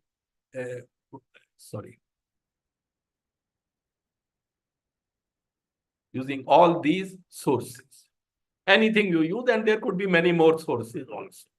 Use that, combine them, do that. All this is the blended learning. For example, if I have to understand something in chemistry, if I have a book, I will look there. If not, then I will go to Google. I will search there. If not, then I may go to YouTube, or I will go for some lectures, or I will go for some MOOCs are available on that topic. So all this is blended learning. That's all. Blended teaching learning, teacher is involved. In blended learning, only the learner is doing all these mixture. So please try to understand. We will talk about this in detail in flipped classroom model, but I just wanted to give you a feel of that. Then another possibility of ICT is that ICT can help you in creating virtual labs for practical curriculum. In many science subjects, you do practicals. So technology can help you, and virtual labs concept has come. This is the Ministry of Government of India's initiatives. This is how the virtual labs work. Virtual labs through internet, remote users can use them. And while sitting at home, they can perform experiments. This became very popular during Corona because you could not move out of the home. And these virtual labs, which is the project of the Government of India, so many IITs and universities have joined hands. They have built virtual labs. This is a big revolutionary idea. These areas have already been covered. Engineering and sciences, all areas of science and engineering are covered. So, ladies and gentlemen, the purpose of this talk was how technology is changing the entire education scenario. Again, I have come back to the same slide with which I started in this section. How teaching, learning, experimental, revision, research, all that has changed. We are all together living in a different world now. Therefore, it is a must for each one of you to become tech savvy. Use all these tools, information literate, media literate, technology literate, what I said in 21st century skills. The message is that ICT, if used creatively, can make a big difference in the way the teachers teach and the students learn. And that is what you have seen. It has happened so. Blended learning, even the flipped classroom model, which was developed, this was developed by school teachers. You can also develop some new model, new idea. Flipped classroom model was developed by 2 chemistry teachers of a school in United States. And now it is becoming very popular all over the world.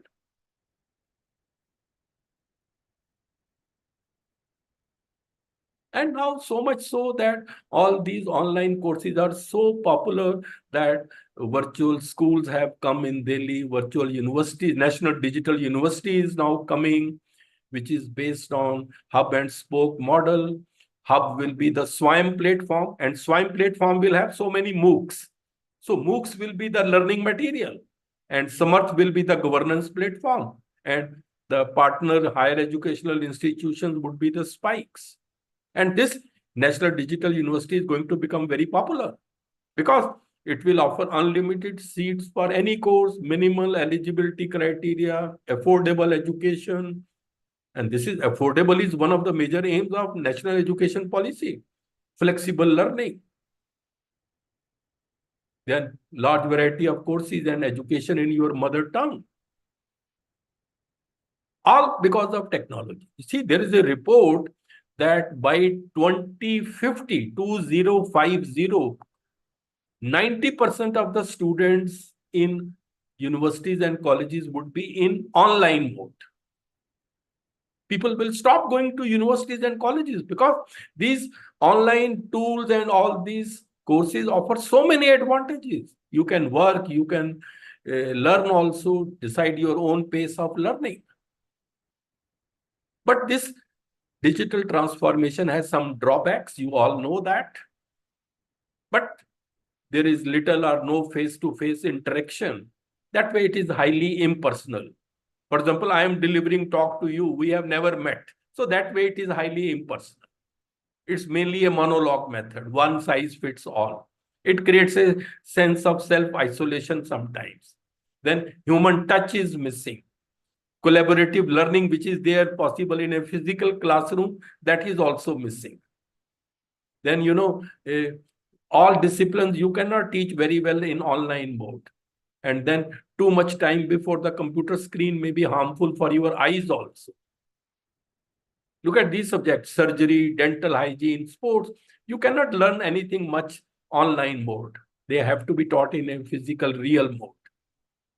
Then there is a lack of communication skill development in online students because they are just at the receiving end listening to the talk. With whom will they communicate? Not much scope. Then most of the online courses, now people have started developing online courses in the country. But there is no accreditation in online courses. Quality may be low.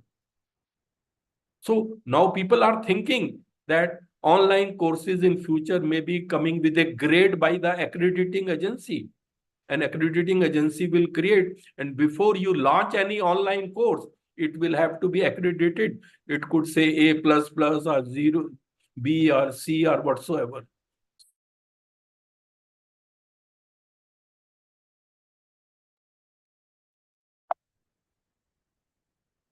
Then computer illiterate people cannot access. Then there is a problem of digital divide in the country. These are the limitations of digital transformation. See, digital transformation, this term was coined in 2001 by this person, Lloyd Morissette.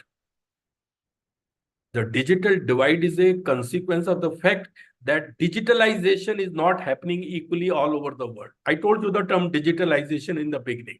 So digital divide is its consequence.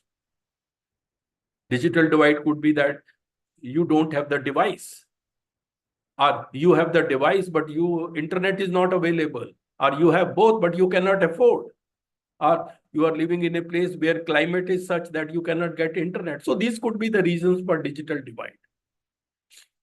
But there is a report that by the year 2028, 100% of the world population will have internet access. So that's a good report. This is about our center. And internet speed is also increasing now. Now I come to the last part, and then I will finish. And that is the future of learning. See, blended learning is, I think, already an old concept. We have not embraced it. That's our problem. World is moving much, much ahead. And therefore, in this section, I am going to talk about the future of learning, how learning is going to change. Where are we ultimately heading to? See, technology in education is a journey and not a destination. Technology every day keeps on changing, as I showed you in my first slide. Scientific knowledge is growing, technology is developing, so changing. Look at these mobile communication technologies. From 1G, 2G, we have come to 4G and now 5G. Again, technology is a journey. Then India is entering an era of education 4.0, total technology mediated education. See, in history, we had various industrial revolutions. These 1, 2, 3, 4, 5. All these industrial revolutions signify different technological developments. For example, Industrial Revolution 1, it was based on mechanization, water and speed power, steam power. Then 2 came, mass production, electric power. Then Industry 3 came, computers came. Industrial Revolution 4 came, Internet of Things, machine learning. Industrial Revolution 5 is human-robot collaboration. And for each industrial revolution, there is an education system. As a matter of fact, Industrial Revolution, education system and society are interlinked, because each industrial revolution creates a system of education that addresses its needs. Because the workforce for any industrial revolution must come out of the education system. And therefore, this further brings about changes in society. Now look at this. For Industrial Revolution 4, education system will have to change so that it can provide workforce. So that we will call it education 4.0. And once education 4.0 is imparted, then society will change. We will call it society 4.0. Like that, 1, 2, 3, 4. And now in the years to come, new technologies are emerging. Look at how the world is looking in 2030. These are going to be the technologies of future. Artificial intelligence, robotics, virtual reality, Internet of Things, then augmented reality, data science, gamification, machine learning, etc. And this one picture shows the technologies that will drive the change in future. This is a very beautiful picture. All major emerging technologies are shown here. Artificial intelligence, robotics, autonomous vehicles, self-driven vehicles, quantum computing, cloud computing, Internet of Things, biotechnology, 3D printing, augmented reality, virtual reality. These are the future. Gamification is coming for engaging learners. The basic thinking behind gamification technology is that students will be more engaged with the learning process if learning is based on gaming concepts. What are the gaming concepts? Competition, incentives, and goal attainment. So many e-learning games are now available. You play and you learn. This is the new concept which is coming. Again, possible, you can call it a sort of blended learning. You are learning from so many. You will learn from with some courses. You can also learn from gamification. You can mix them. All can be considered to be under blended learning. These are some of the e-learning games for chemistry students, and the same for different disciplines. Blockchain technology is coming. It's a system of recording information in a way that makes it difficult or impossible to change, hack, or cheat the system. A blockchain is essentially a digital ledger. You cannot edit it. It is safe. These are the advantages of blockchain: greater trust, stronger security, higher efficiency, and transparency. And this is going to be very useful in academics for storing academic data and records. It will never be lost whatsoever you do. And then it will increase transparency. Then metaverse in education is coming in future. Look at this. This is a big change. What is metaverse in education? Means you attend a lecture virtually, but you experience the elements of real classroom with the help of augmented reality and virtual reality. Just imagine. That is called metaverse. And this is now becoming very, very popular.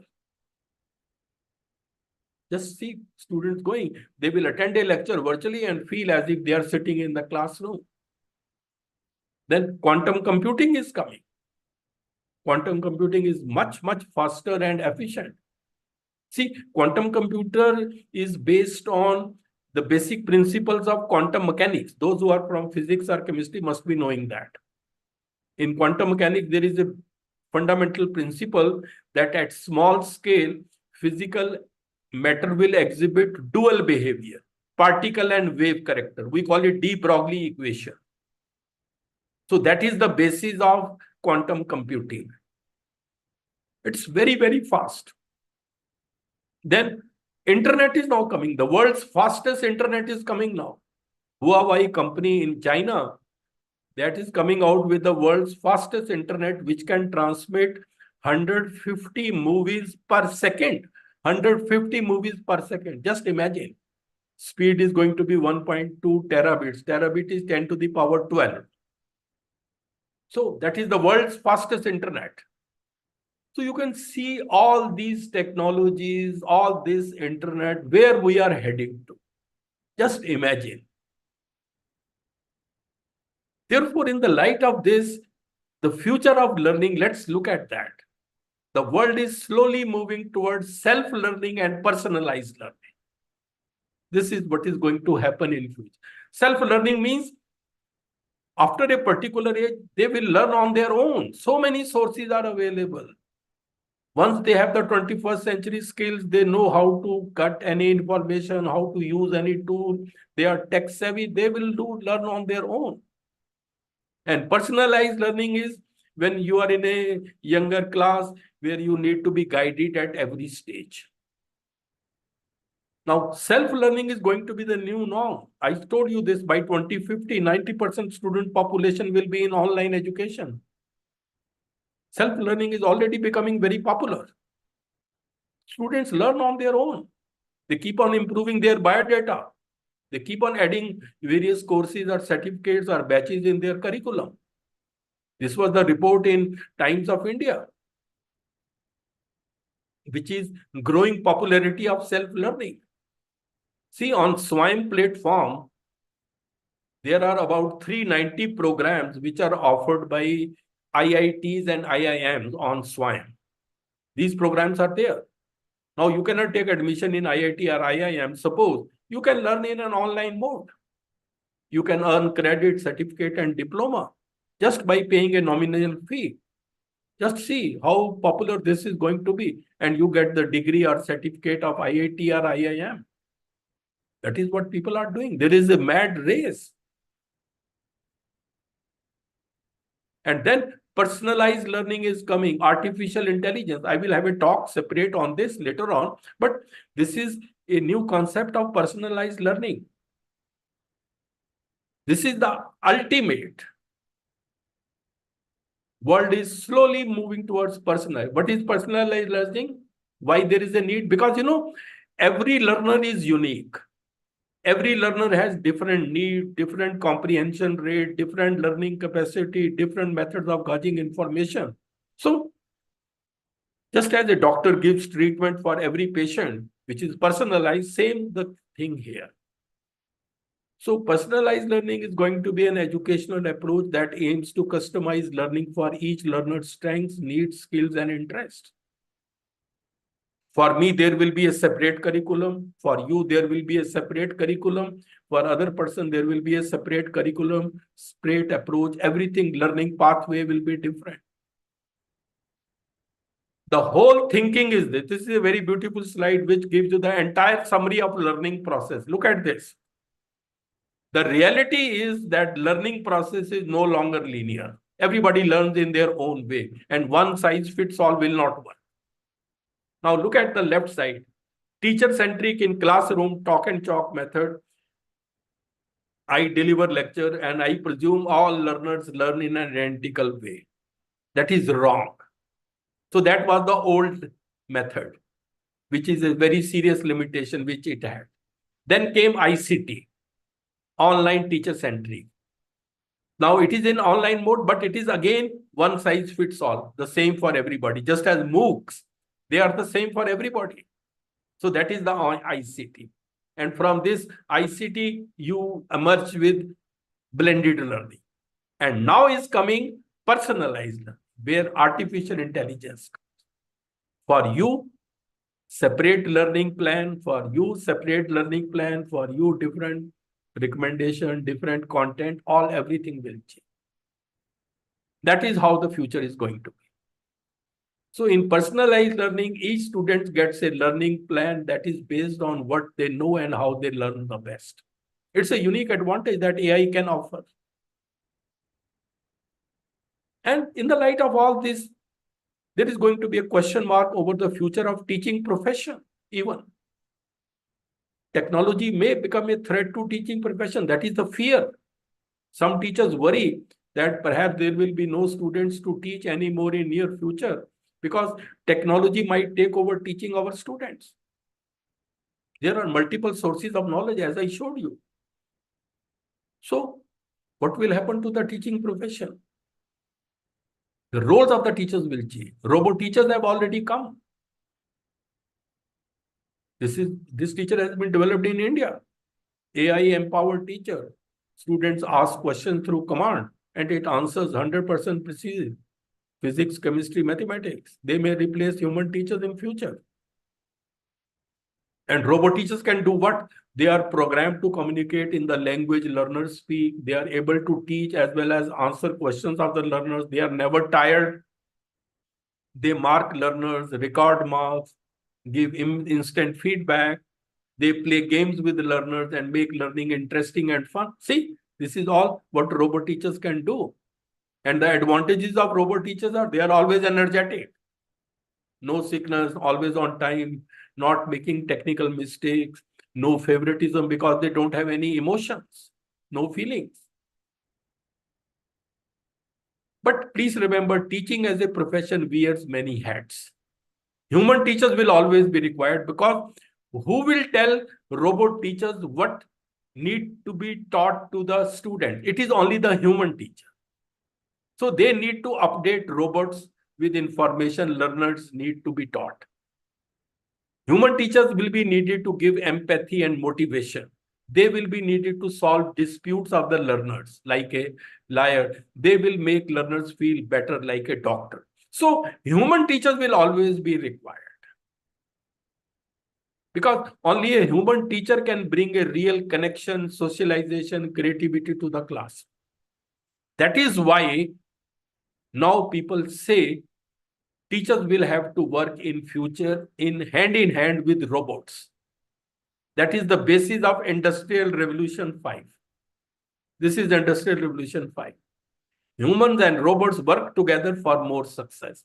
So it is focusing more on the cooperation between man and machine.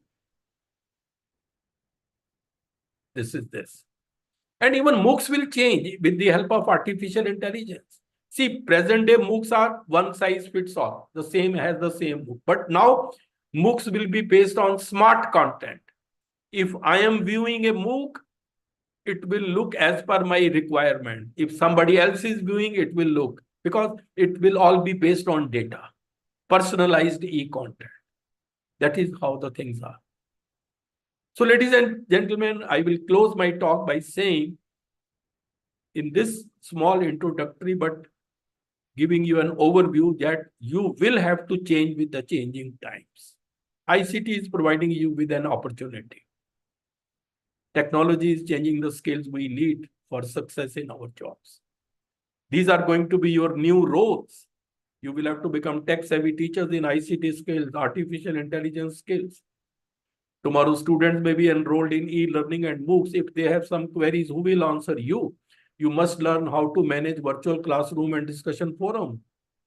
You need to engage students by learner-centric pedagogies. So teachers will be more like coaches or mentors rather than the knowledge providers. Then you should be proficient in the development of e-content and MOOCs. You should have excellent writing skills, full command as a teacher. So these are all the things. These are the new roles. And I will close with this. You will please remember, change with the changing times or face the consequences. Look at them. Kodak company was a very big photographic company that became bankrupt because digital photography emerged and it did not change with the changing time. HMT, Bajaj, Dynora TV, Murphy Radio, Nokia Mobile, Rajdoot and Ambassador Car, they are slowly disappearing because they did not change with the changing times. I don't want that to happen with us. So the prudence demands we see what is written on the wall, what is the writing on the wall, and we change accordingly. That's the message I would like to give you. Thank you very much. It was a pleasure talking to you. And this is my cell number. This is my email ID. And maybe we will meet again in some other talk. Thank you very much. Thank you. Thank you so much, sir, for such a motivating session. And I think you have set the pace to give entire overview and then how we have to take these things further. So any questions if they are there?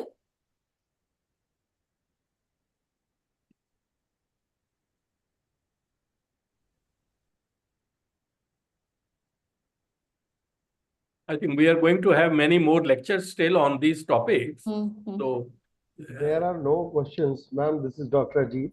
Yeah, Dr. Ajit, yes, please. There is no question, but I would like to thank really Professor Bakshi. He has set up the pace. Basically, whatever he said is actually the bitter truth, and we are going to enter into a zone where everything has to be fast and personalized for the students. For students, yeah. So we'll see Thank what you so much, sir. we will be using for those. But this is how we plan to take the FDP. There has to be understanding around the theme. And then what are the models from theoretical perspective, from research-based? And then what are the hands-on tools that will be learned? So we'll be having hands-on sessions, we'll be having overview, and then all these type of things that we have planned up. Any other?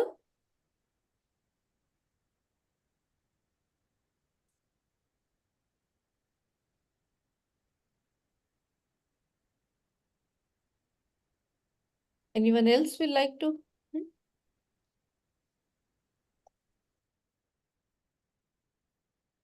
thanks everybody for the comments and all that. Thank you very much. Vimal, we can give them a break. Yeah, I'm planning, sir, because it's a long spell from 4 to 8:30. So we will have a break and then join back on 6:40 because next session we'll have at 6:45. So have some tea, get yourself fresh again, and then again we will be back. Okay. So my team, who is there, Shrutika or Amit, Ankit, kaun hai?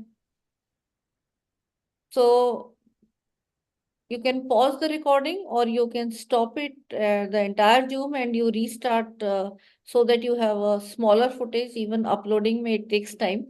So all these things do make. So let's stop here now and join sharp at 6:40. Fine, we'll be having next session. Yeah, thank you. Thank you, everyone.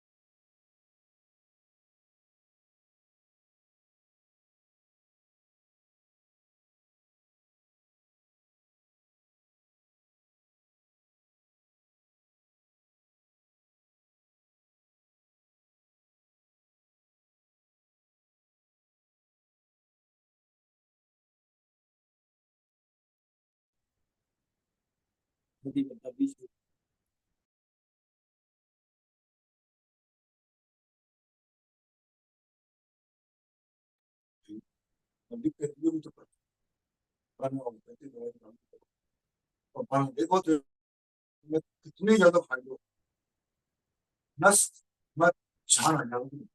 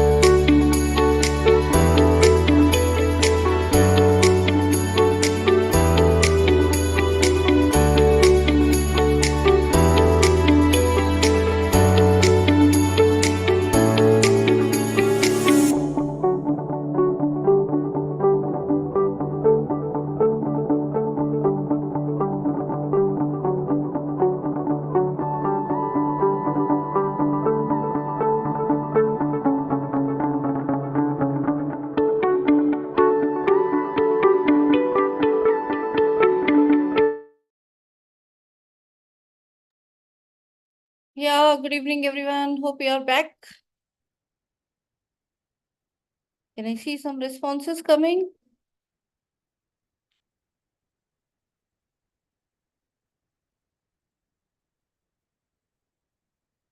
Hope you had good tea. Yes, energized now? Okay, so put a smile on your face and you can send some smileys. Meanwhile, we wait for the next speaker.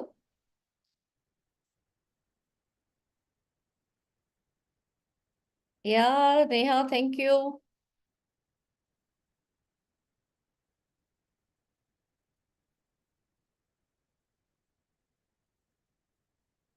बस एक ही all others are not.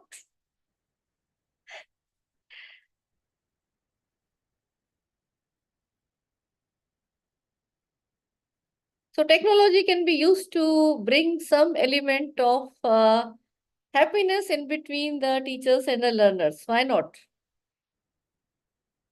Good, good.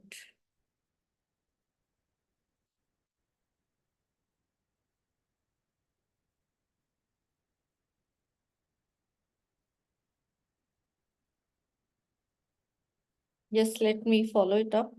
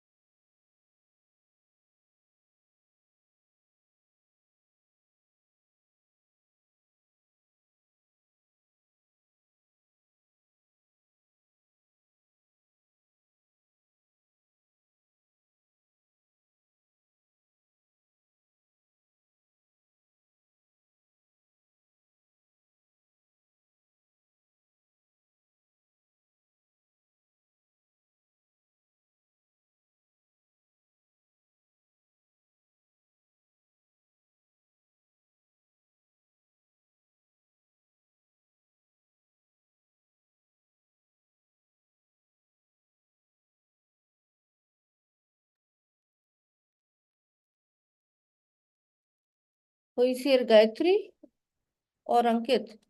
Just see कि Professor Ved Prakash sir has joined or No, ma'am, not yet. I think.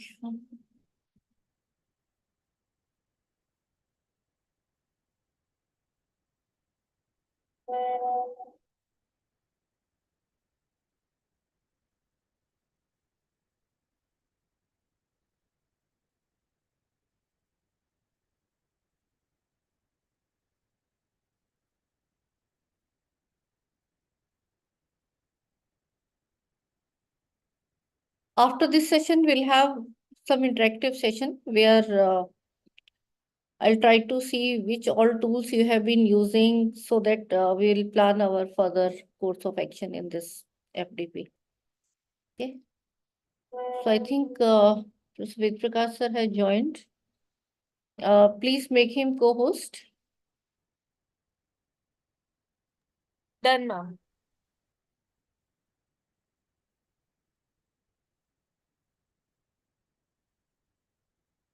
Professor Ved Prakash sir, if you can hear us, please put your video on and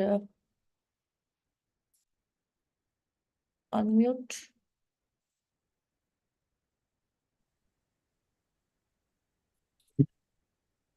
Yeah. Good morning, sir. Good evening. Yeah. Good evening. I can hear you. Yes.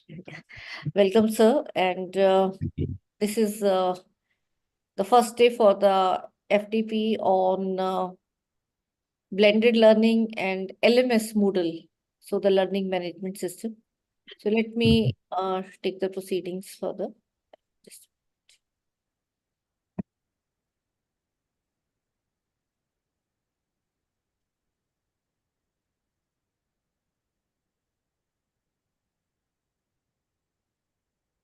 So, good evening once again to each and everyone, and welcome back for this next session in 1 week FDP on blended learning and LMS Moodle.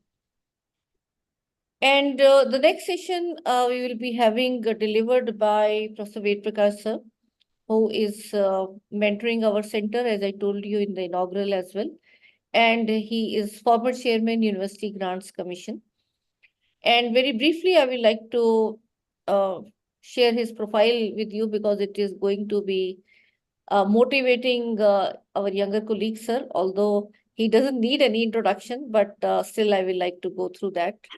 So Professor Ved Prakash sir is having these academic and professional qualifications, DLET, PhD, MSc, MEd, US Fulbright Fellow, Michigan University, CCE, PAP, HIID, Harvard University. And he has professional experience of more than 48 years in policy making, teaching, research, and administration. Professor Ved Prakash, a distinguished name in Indian academia, has a unique distinction of spearheading the University Grants Commission, that is UGC, the apex regulator of higher education in India, in its all the three top positions, that is chairman, vice chairman, and secretary, for around 15 years. And under his stewardship, UGC made significant strides in the areas of curricular reforms, internationalization, basic scientific research, skill education, gender and social equity in higher education, even these online courses, MOOCs, all these were introduced in his tenure, including even CBCS, which are now taking even center stage when we're talking about the options and electives to be given to the students in NEP. He has to his credit the transformation of NEPA to a university where he also served as its founder, vice chancellor. And in his career of more than 48 years, he has made seminal contribution as advisor education in Planning Commission of India, chairman of National Council for Teacher Education, professor and head, it is Department of Educational Measurement and Evaluation at NCRT, Joint Director, Staff Selection Commission, Government of India, to name a few. Because as far as I am aware, I think sir has the number of positions he has actually worked upon, even 3 times he has rejected because of the priorities given to these positions. A US Fulbright scholar, Professor Ved Prakash sir, has been a visiting faculty at University of Windsor, Canada, a guest faculty at HIID, Harvard University, and consultant to the World Bank. So he has the distinction of being also an interlocutor under the prestigious US International Visitors Leadership Program, and he has the honor of serving as a member of the jury for a notable UNESCO APID Venui Awards for educational innovation for 10 long years. He represented India in numerous bilateral and multilateral forums in about 30 foreign countries, and he has published extensively on a wide spectrum of areas concerning school education, higher education, educational planning, and administration. And he has been conferred many coveted awards and honors for his contribution in the field of education. So we are truly blessed to have you amongst us, and we are looking forward to your address in this LMS, which will be deliberating upon the various blended learning models and how the learning management system can be utilized. And we are looking forward to your valuable inputs, and especially I think you'll be delivering your talk on role of emerging technologies in higher education. So once again, sir, welcome, and over to you, please. Thank you very much, Professor Vimal, for such a lengthy introduction, which is not needed. The education is the field wherein we always remain students, actually, because we keep learning and education keeps changing. It's an evolving subject. So it's very difficult to say that one is an expert in a particular domain of knowledge because the area is so vast. But um, we must, keep on picking up the newer things which we come across in our lifetime. Anyway, very good evening to all the participants of this program. And at the outset, I would like to express my sincere thanks to Professor Vimal and the other members of this center, which is doing a great job insofar as the introduction of newer areas are concerned. The center is recognized by none other than the Ministry of Education as one of the excellent centers for organizing orientation programs for the teachers across the country. And the center has trained, 100,000, I would not say trained, but given orientation to more than 100,000 teachers thus far, which is not a mean achievement. I would like to congratulate and compliment Professor Vimal, who has been steering this center for the last, I think, 11 years. I'm going to talk to you about the role of technology in education and particularly in higher education. I will be giving you a kind of a conducted tour before how the technology has helped us in taking education from one stage to another stage. We all know that technology has played a very important role in the society, but technology also has positive and negative effects on the world because it impacts the daily lives of the people. Now, you all would have realized that we are living in an era where technological advances are more common than anything else. And one aspect of technology that has had a great impact on society is the way it affects learning. It has made learning more interactive and collaborative. That is what you are going to experience after the conclusion of this program. Technology has continued to evolve and extended its reach ever since the dawn of human history. It has taken different shapes and different routes over time. It has continued to push educational capabilities to newer heights. Its importance in the classroom teaching and learning is evident now more than ever. Technology, for sure, can help create more equality in the society. It ensures improved accuracy and efficiency. And it can help us save significant costs. That is what we are experiencing now. With the newer tools of technology, it has become easier for us now than ever to handle large volumes of data and make crucial decisions based on insights derived from the data. Technology has also made collaborations easy, actually. There was a time, when technology was only the oral communication. That was the era of oral communication. You can go back to 2,500 years ago. And one of the earliest means of formal teaching at that time was oral. In ancient times, stories, folklore, history, and news, they were transmitted and maintained through oral communication. Lots of our scriptures were initially transmitted through oral communication. We also follow that practice in certain places of country now. They were finally archived in the written form at a much later date. Origin of written documents could be seen in ancient Greece from 5th BC. Slate boards were used in India during 12th century.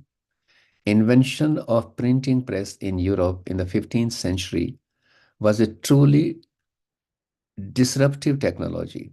I mean, it was called a disruptive technology at that time, making written knowledge much more freely available, very much in the same way as the internet has done today. 18th century witnessed the widespread use of blackboards and chalkboards, actually.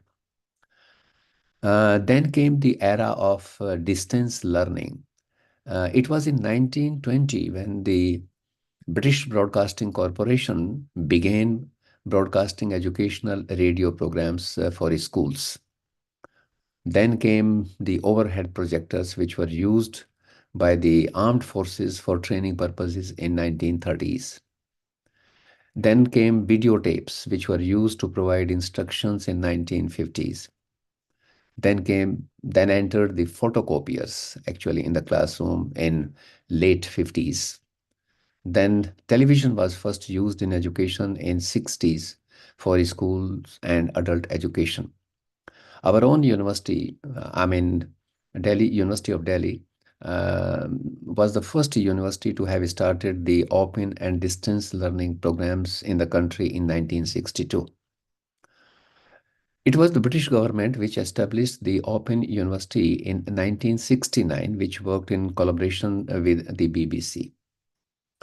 Then came the era of audio-video conferencing, which was for the first time used to supplement other media sources in late 60s or early 70s. Although artificial intelligence and machine learning were conceptualized in 50s, they received popularity only in 70s. Synchrone system of testing to evaluate tests more quickly and efficiently was introduced in 1972, which was known as CAT, Computer Assisted Testing Technique. Video conferencing using dedicated cable systems came into being in 80s. Satellite broadcasting started to become available in 1980.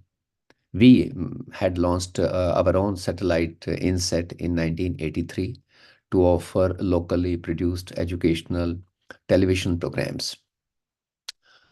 Although the first computers were developed in 30s, everyday use computers were introduced in 1980s. The first portable computer was introduced by the IBM in 1981. And Toshiba, I believe, released its first mass market consumer laptop in 1984. The concept of deep learning, which Professor Bimal and Professor Bakshi would be talking to you during this program, was introduced around 1985, though we have started talking about deep learning and machine learning now. We had established Indira Gandhi National Open University in 1985 to offer programs through distance and open mode using technology-mediated teaching and learning. Video compression technology and relatively low-cost video servers were used in 90s. And the World Wide Web, which is basically an application running on the internet that enables end users to create and link documents, was formally launched in 1991. The first web browser, Mosaic, was made available in 1993, and several internet search engines were developed later on after that.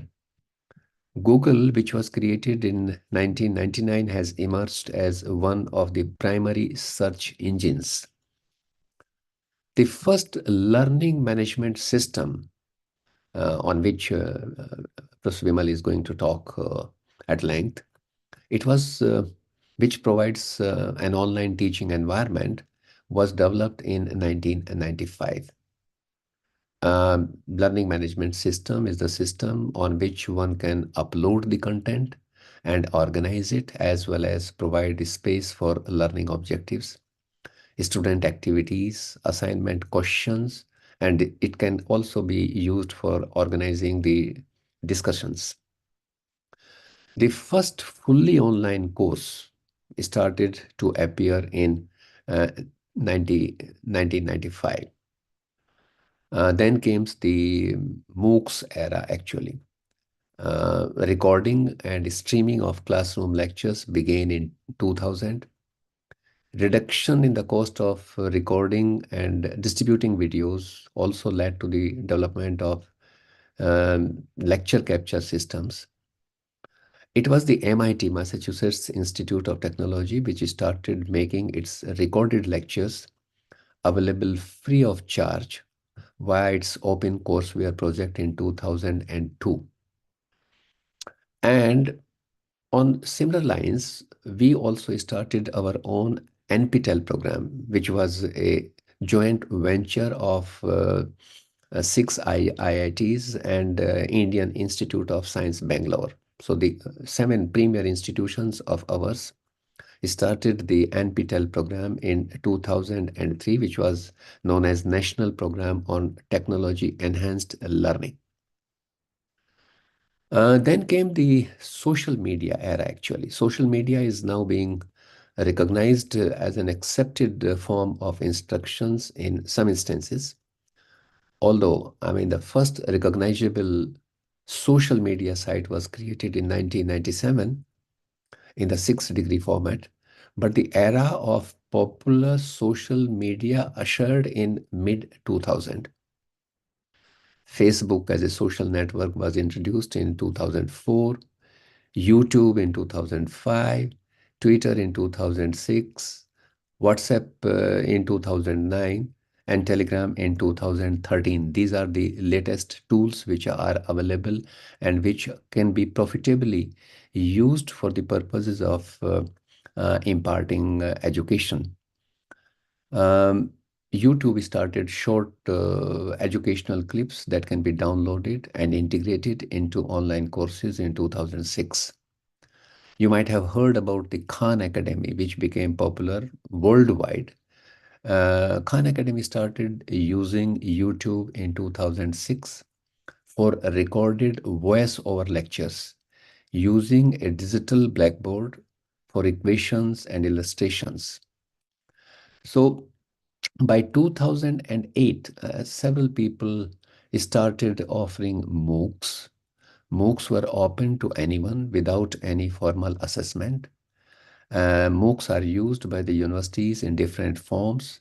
Certain universities are using MOOCs for the purposes of awarding certificates and degrees and diplomas. Some universities are using them to augment or to complement their existing regular program for certification. Webinars are now used largely for delivering lectures over the internet. Interestingly, none of these technologies has changed the oral basis of communication for teaching and learning, and therefore we should never ever undermine the value of oral communication. Technology, of course, has a huge impact on our day-to-day lives. Currently, we are living in an era where there is a race going on between education and technology. And this race will continue to accelerate in times to come. We do not know what is going to be the shape of the world in 5 years from hence or 10 years from hence. Higher education all over the world is undergoing speedy transformation in all its multi-dimensional aspects. This includes engagement with the new emerging frontiers of knowledge, developing interdisciplinary perspectives of higher education, research and innovation covering both fundamental and applied aspects across different domains of knowledge, increased impact of technology on the process of teaching and learning, to name a few. What is happening in higher education, that the cost of higher education has been increasing in leaps and bounds, and which is why the people are coming up with low-cost models driven by the ICT tools to make it accessible to a greater number of people. Leading universities of the world have been promoting the use of digital tools like mobile learning, digital content platform, e-learning, artificial intelligence writing tools, and artificial intelligence powered learning. Virtual reality and augmented reality is also emerging as a new tool. Gamification of learning, wearable technology, cloud computing, chatbots, social media, adaptive learning, and automated assessment, etc., are the new kinds of tools which are used by different institutions. We all know now that the online learning is gradually becoming more prevalent. And while some universities, as I had said earlier, are offering full-fledged degree programs in online mode, others are using online programs to complement their conventional programs. There are companies such as Coursera, edX, Udacity, FutureLearn, which are partnering with leading institutions to solve the most pressing educational needs for modern students. I was looking into the latest report and I found out that the MOOCs movement so far has reached to more than 120 million learners across the globe. Virtual reality is another technology that is being widely used in the Western universities, since it enables remote students to take part in lab exercises in an online mode. It's a fact that almost all the developing economies are considerably impacted by consideration of cost, massification, equity, and quality of higher education, and the technology is going to provide the solution for that. Indian higher education, under the present circumstances, cannot be an exception to this global development. It is obligated to take appropriate measures to provide access to quality higher education to a large number of aspirants using conventional as well as other possible technology-mediated modes of teaching and learning. This is what we have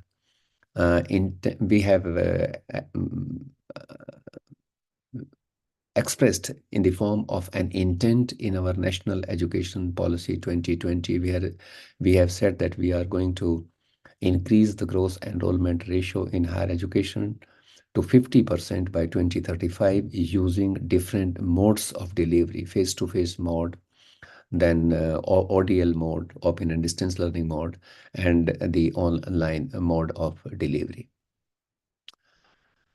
If you look at our own system, we find that Indian higher education thus far has largely been based on face-to-face and ODL systems of delivery.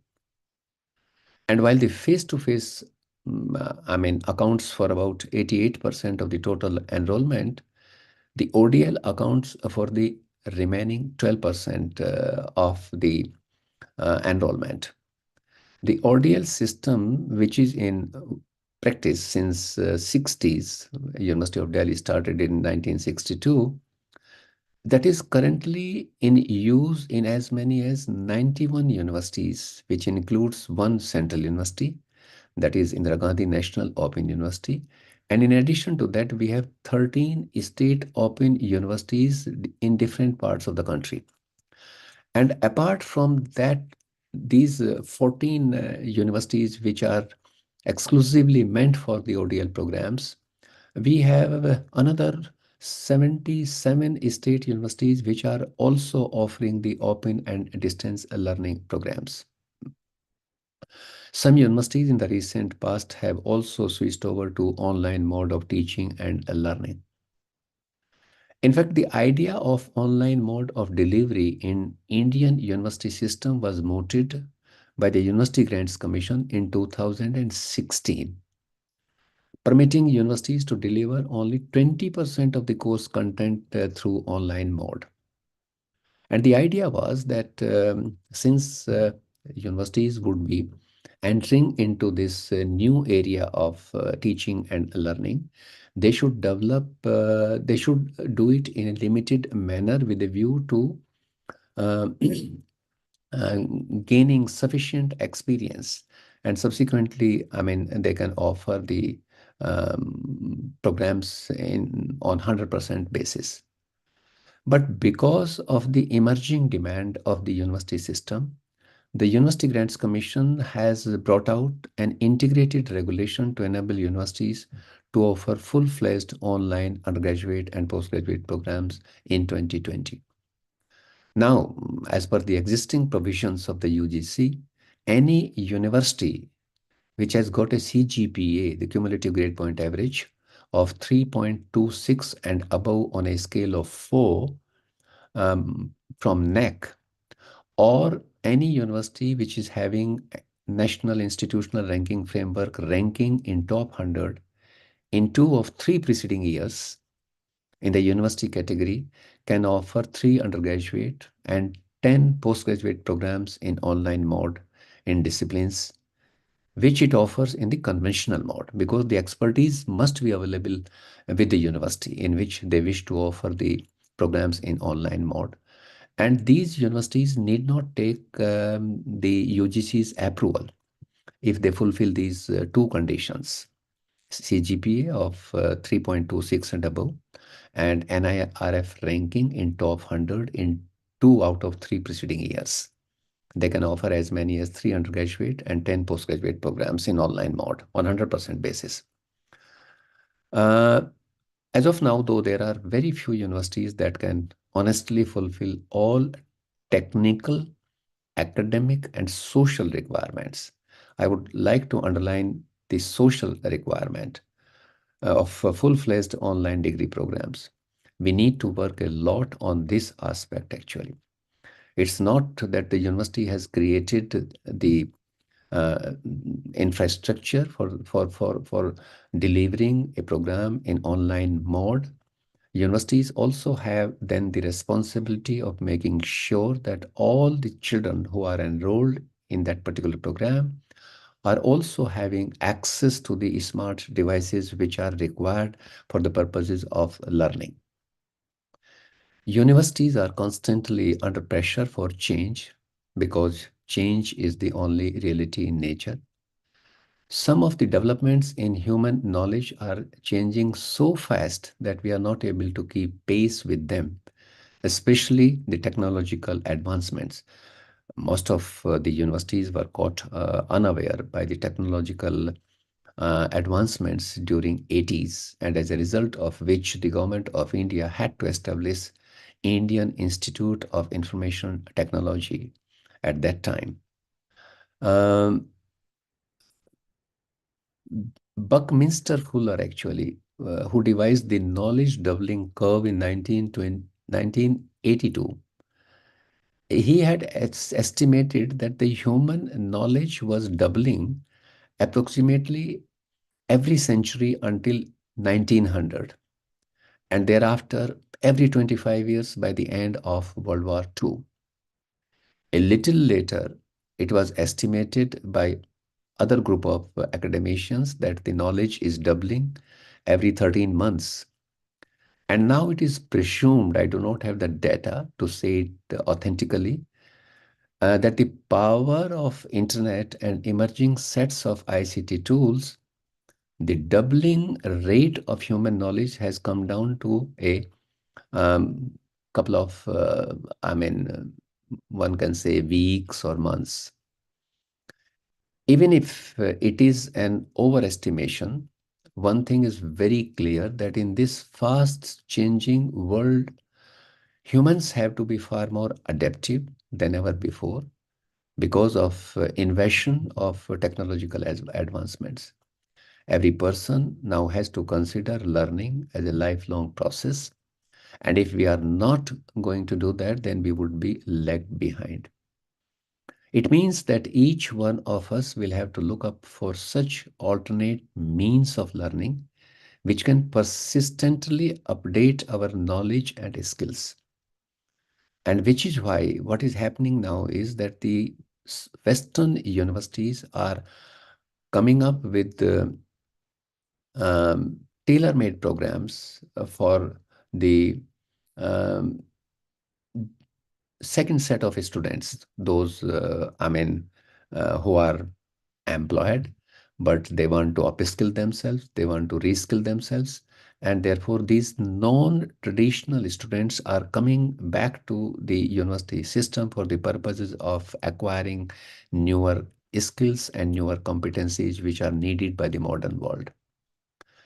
And some such means which are fast emerging at the global level are like I have talked about MOOCs, artificial intelligence, virtual reality, machine learning, deep learning, ChatGPT, to name a few.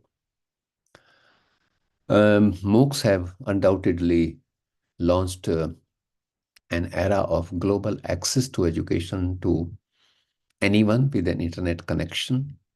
It provides wonderful opportunities to all the institutions of higher learning to increase the scope of their programs and effectively cater to a large number of regular as well as part-time students. They are the most effective means of lifelong education, especially for those who cannot afford to join the regular programs, but they are keen to upgrade their knowledge and skills. The greatest advantage of MOOCs that we are observing is that it allows any learner to enroll in any program and learn at her own pace. It provides for a structured course that can be undertaken by any number of learners from anywhere using a web platform. Internationally, MOOCs are offered by various organizations at varying costs. They provide flexibility to the extent that individual members of a faculty can also design and offer MOOCs as a part of their other defined responsibilities. Some people have developed great fondness for MOOCs as they believe that it is going to be the future of higher education. MOOCs, of course, have strengthened the idea of online delivery system. This obviously would warrant strengthening of the ICT infrastructure and orientation of teachers insofar as the use of ICT tools are concerned. The regulations, actually, I was talking about the UGC regulation. Please remember that regulation, however, prohibit online delivery of such programs which require practical or laboratory work as a curricular requirement, except in cases where practical component is limited to programming and coding, including software tools. But I believe that with the use of this newer tools, I think we can overcome this obstacle as well. There are also certain other stipulations. I would like you to go through that regulation. There are other stipulations like faculty requirement, development of in-house instructional material, active engagement of learners, conduct of proctored examinations, etc., which are to be complied with by each university planning to offer programs in online mode. The other thing that I would like to talk about is, apart from this MOOCs, that teachers need to make a beginning by joining short-term programs where they can be introduced to the basic concepts of the ICT tools like artificial intelligence, machine. You need not be an expert in it, but each one of you should have the basic idea of what that goes into these development of these tools and what kind of services can be rendered by the use of these tools like artificial intelligence, machine learning, deep learning, gamification of learning, adaptive learning, and automated assessment. Artificial intelligence, we all know now, is the science of making machine that can think like humans. It can do things that are considered smart. The goal for artificial intelligence is to be able to do things such as recognizing patterns, making decisions, and judging like humans. The machine learning is one among many other branches of artificial learning. Machine learning is the science of developing algorithms and statistical models that computer systems use to perform complex tasks without explicit instructions. It is based on the concept that when man can take decisions based on certain data, why machines should not do the same. That is the basic concept actually. Machine learning provides machines the ability to automatically learn from um, data and past experiences, to identify patterns and make predictions with minimal human interventions. And these kinds of tools are heavily used now in the latest machines that are coming up. You start keying the text on your laptop, and you will find that the laptop after some time starts providing you the words actually um, for your sentence formation. Professionals have been feeding multiple kinds of data into the machines to enable machines to make decisions or predictions. You would have also experienced when you are watching the television, the programs on the YouTube. Once you look at a particular program for a couple of seconds or a minute or minutes, and you will find that the YouTube will start throwing up similar kind of program. If you see, you are seeing something related to physical fitness, then you will realize that immediately that information will go into the data source, and you will get 2-3 videos immediately on your screen which are related to physical fitness. There are 4 common machine learning algorithms that are being widely used. Supervised machine learning algorithms, unsupervised machine learning algorithms, semi-supervised machine learning algorithms, and reinforcement machine learning algorithms. Machine learning works by recognizing the patterns in the past data and then using them to predict future outcomes. To build a successful predictive model, you need data that is relevant to the outcome of the interest. Similarly, machine learning, besides machine learning, people are now using deep learning. Deep learning is a subset of machine learning that uses artificial neural networks to mimic the learning process of the human beings.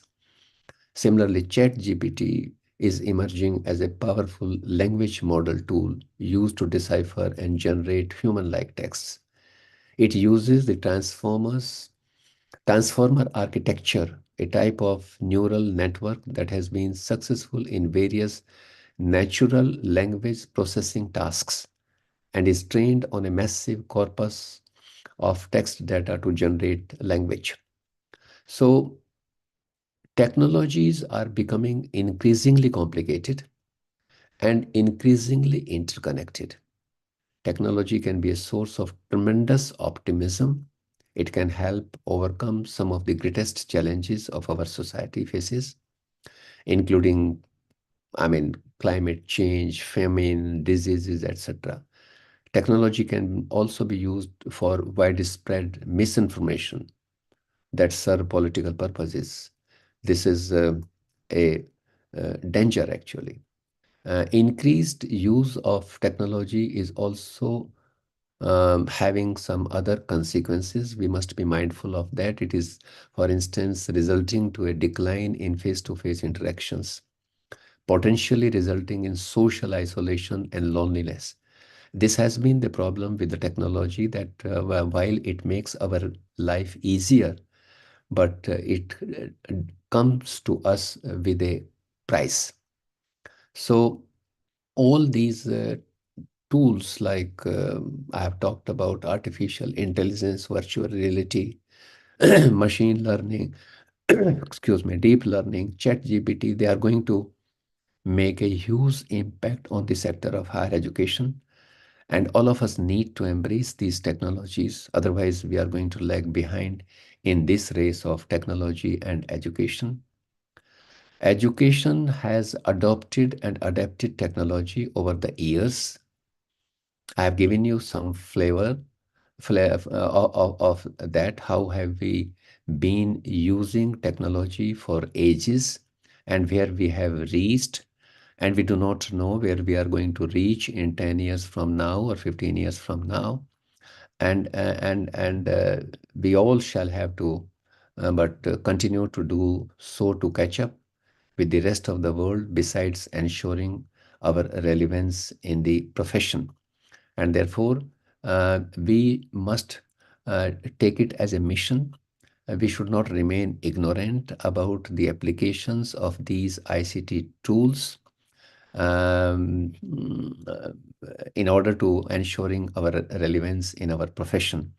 So that is all. I thought that I would like to introduce to you today about the relevance of the technology in education and how the technology can revolutionize the education in general and higher education in particular. Many of us, actually, I'm talking about myself. Initially, I mean, and people like me were very averse when we were invaded by the technological advancements.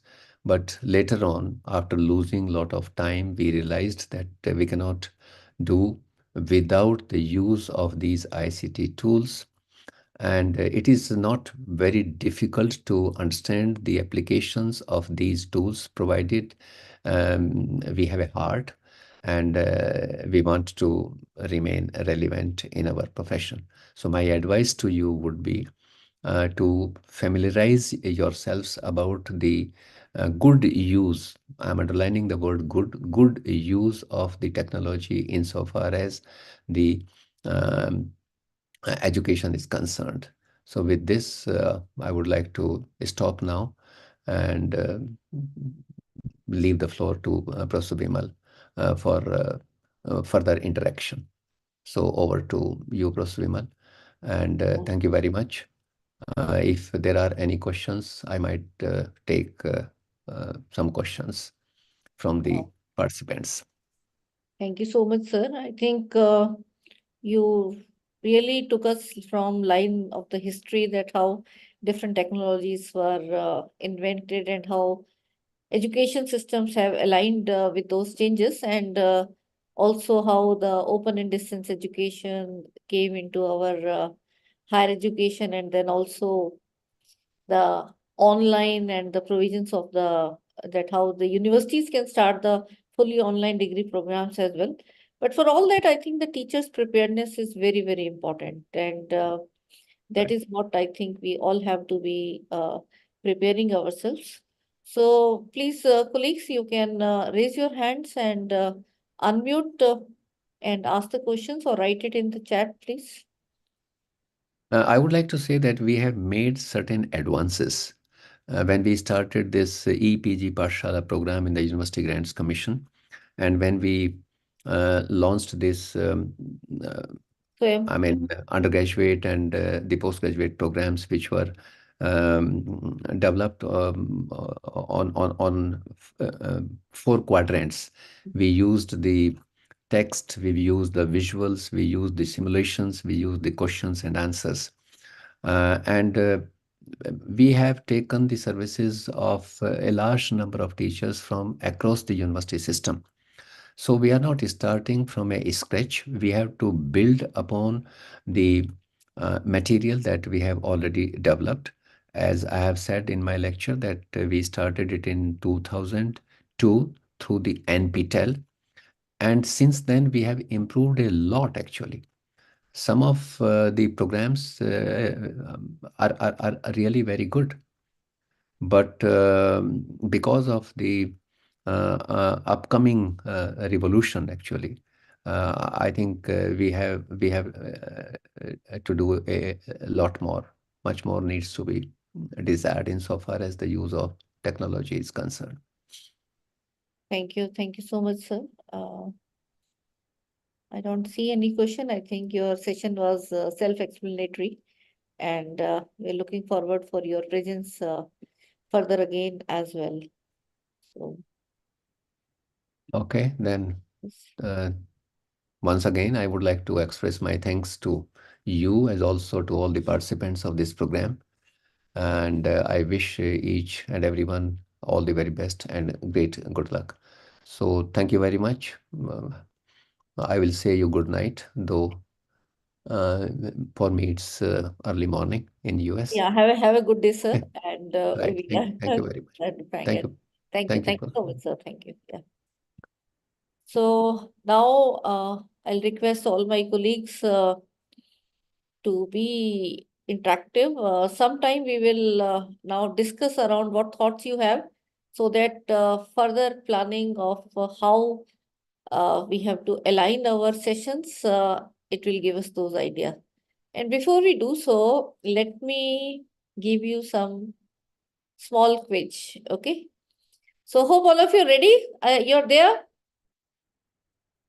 Where you will be sending, ma'am, on this? Or? Yeah, I'll share the screen and I'll let me see Okay.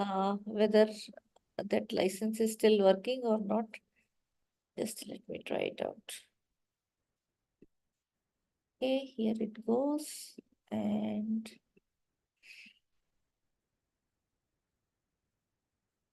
okay, so you have to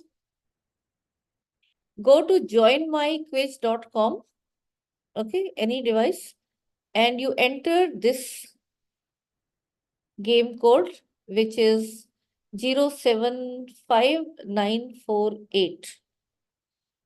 Okay. So this is the copy link. Let me also paste it to having this. I'll also paste it in your WhatsApp group. Meanwhile, you can look at this and join.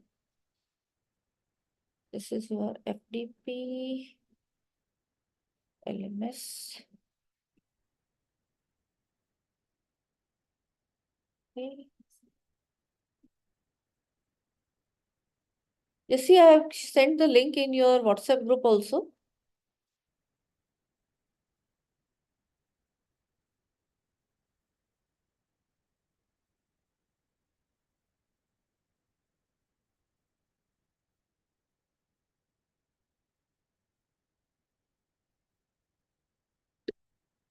Yes, I can see one of you have joined. 2, 3, 4, 5. Yeah, now it's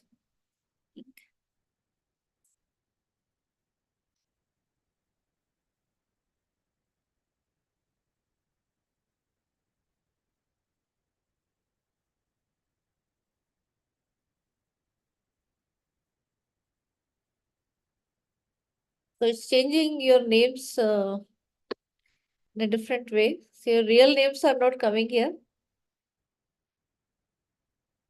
But you can make the settings where the real names can also come. Fine.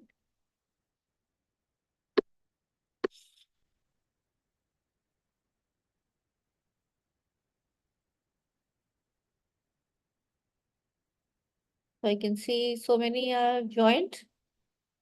I hope you can identify yourself. Uh, Ma'am, we are not able to edit our own real name because You're not Names are able to? not editable. Yes. Oh, you have to just act as a player.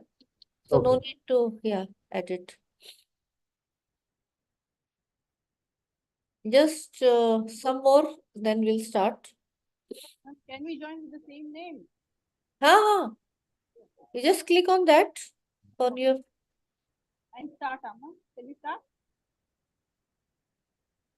start. I will do. Okay.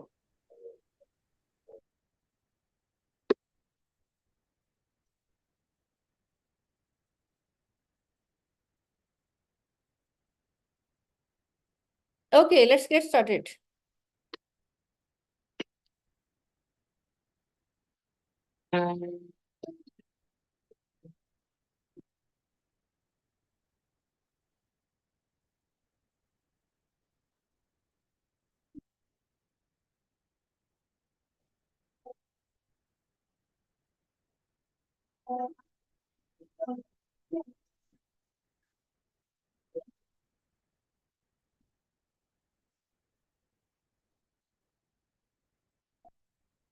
So you have to keep answering.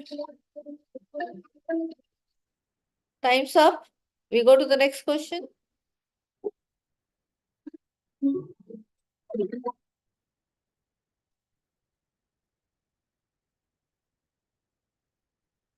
So this is how. So most of you, huh? Learning management.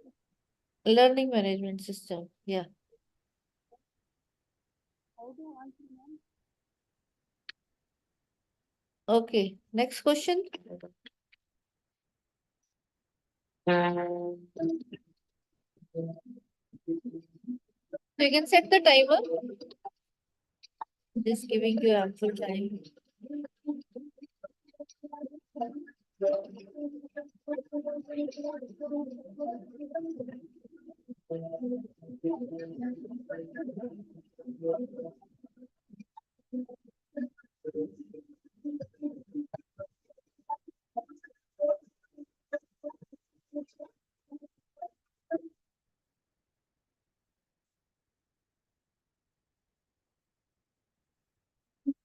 So you recognize yourself.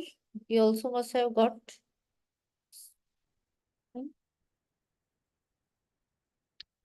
So LMS that is well designed allows connection between student, teachers, and content.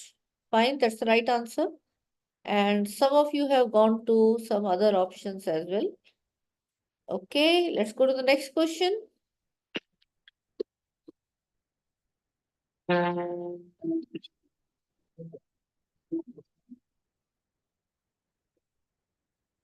In true false, I think this is simpler. Yeah. All that is for both.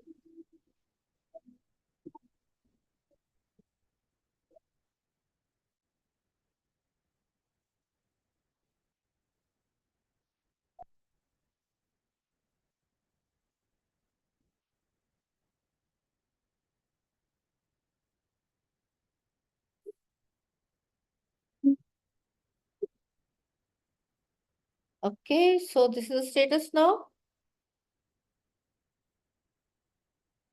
Next question.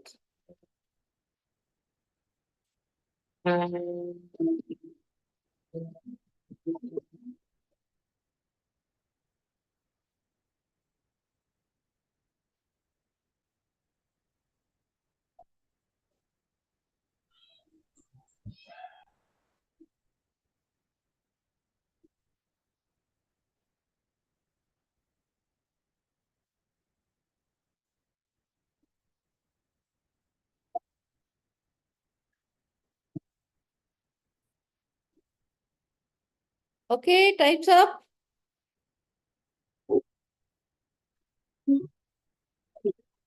And I think some reshuffling happening. And the answer is combining the digital and the traditional. Okay. So 5 of you have gone only online or self-service for learners. No, that is not the way. So blended learning is combining the digital and the traditional way of learning. Okay. Next question.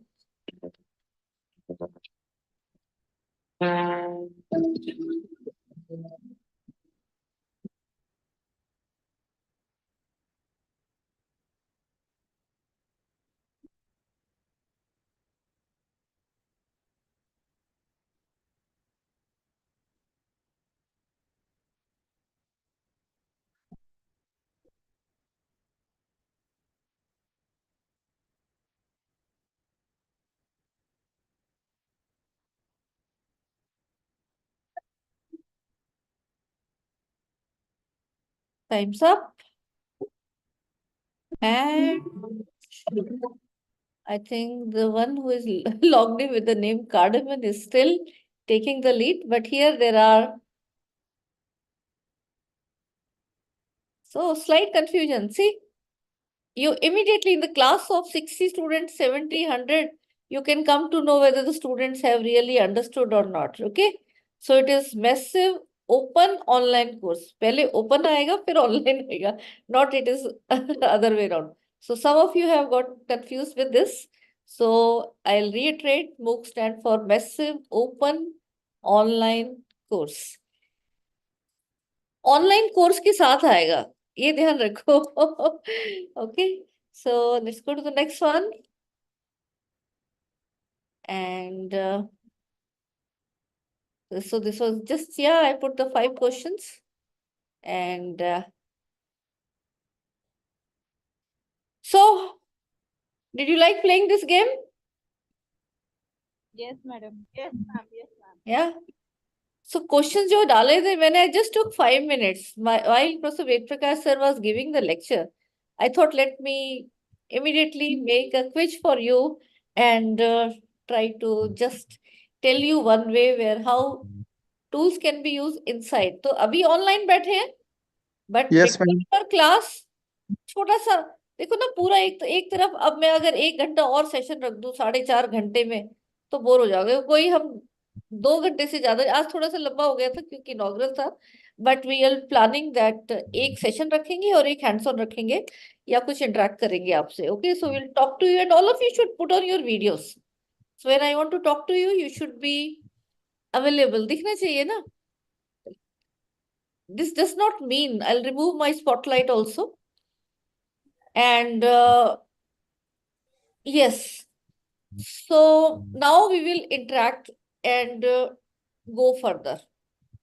So in today's discussion, who will come further and tell कि क्या समझ आया अभी तक, थोड़ा बहुत, whatever, around this theme of blended learning or LMS, और ये Moodle क्या बला है? What are the things you are having in mind? Yes, anyone? You can raise your hand and unmute and speak. Madhumita, we are all winners. Who is the first winner? Let's not go into that. But the idea is to introduce the fun element and different way of assessment using these tools inside our class. Fine. Throughout, we'll use some tools to engage. Ma'am, may I? Yes, please. Yeah, Vidhu. Yeah. Yeah, ma'am, this is Dr. Vidhu Yadav from I think we lost your audio, Vidhu. now? Now it is audible, yeah. So, ma'am, this is Vidhu Yadav from Institute of Home Economics, University of Delhi. And if you remember, I have met you earlier, you for the FDP at Lakshmi Bai College. Few years back, you came and the theme was same, and it was very initial phase when you started this. I attended that also, and I loved interacting with you. So this is like by this today's lecture we understood how the system is changing and how we have to adapt with it. Earlier only talking, and now we have to move with hybrid or blended way of teaching so that students can stay connected with us and they also enjoy learning. And through both the speakers, we have understood how the things have changed and how different systems with different timelines they came into this. They specifically told us about the years also, how the systems, not only in India, but how worldwide the system has changed, and how different types of courses which are there for the teachers also, which can help us to update our knowledge, and also for the students. So not only student learning is important, but our learning about the systems which is required to update the student, and also our continuous learning through various courses which are available through various portals worldwide. So this is what I have understood through these 2 lectures. Very fine. Thank you, ma'am. And we are not giving any marks for anyone. So please, बाकी थोड़ा शांत ना रहे. All of you should participate. Any questions that emerges from what Vidhu shared? अब इसने कई terms use किए थे. Are all these terms clear to all others? Okay, so be attentive and let's try to weave in. This is how we have to actually evolve discussions with the students. What she used was, and I immediately noted down, and that's what you have to do as a strategy for the teachers, that She talked about hybrid and blended learning. Now we are talking about blended learning. ये hybrid कहाँ से आ गया? So who will tell me the difference between कि ये blended और hybrid अलग है या same है या क्या है? Yes, anyone? Hello. Yeah, Dr. Jayanti.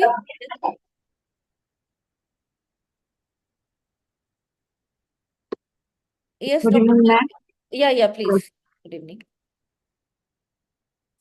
Blended and hybrid learning are different, ma'am. These Uh-huh. are not the same thing. Okay.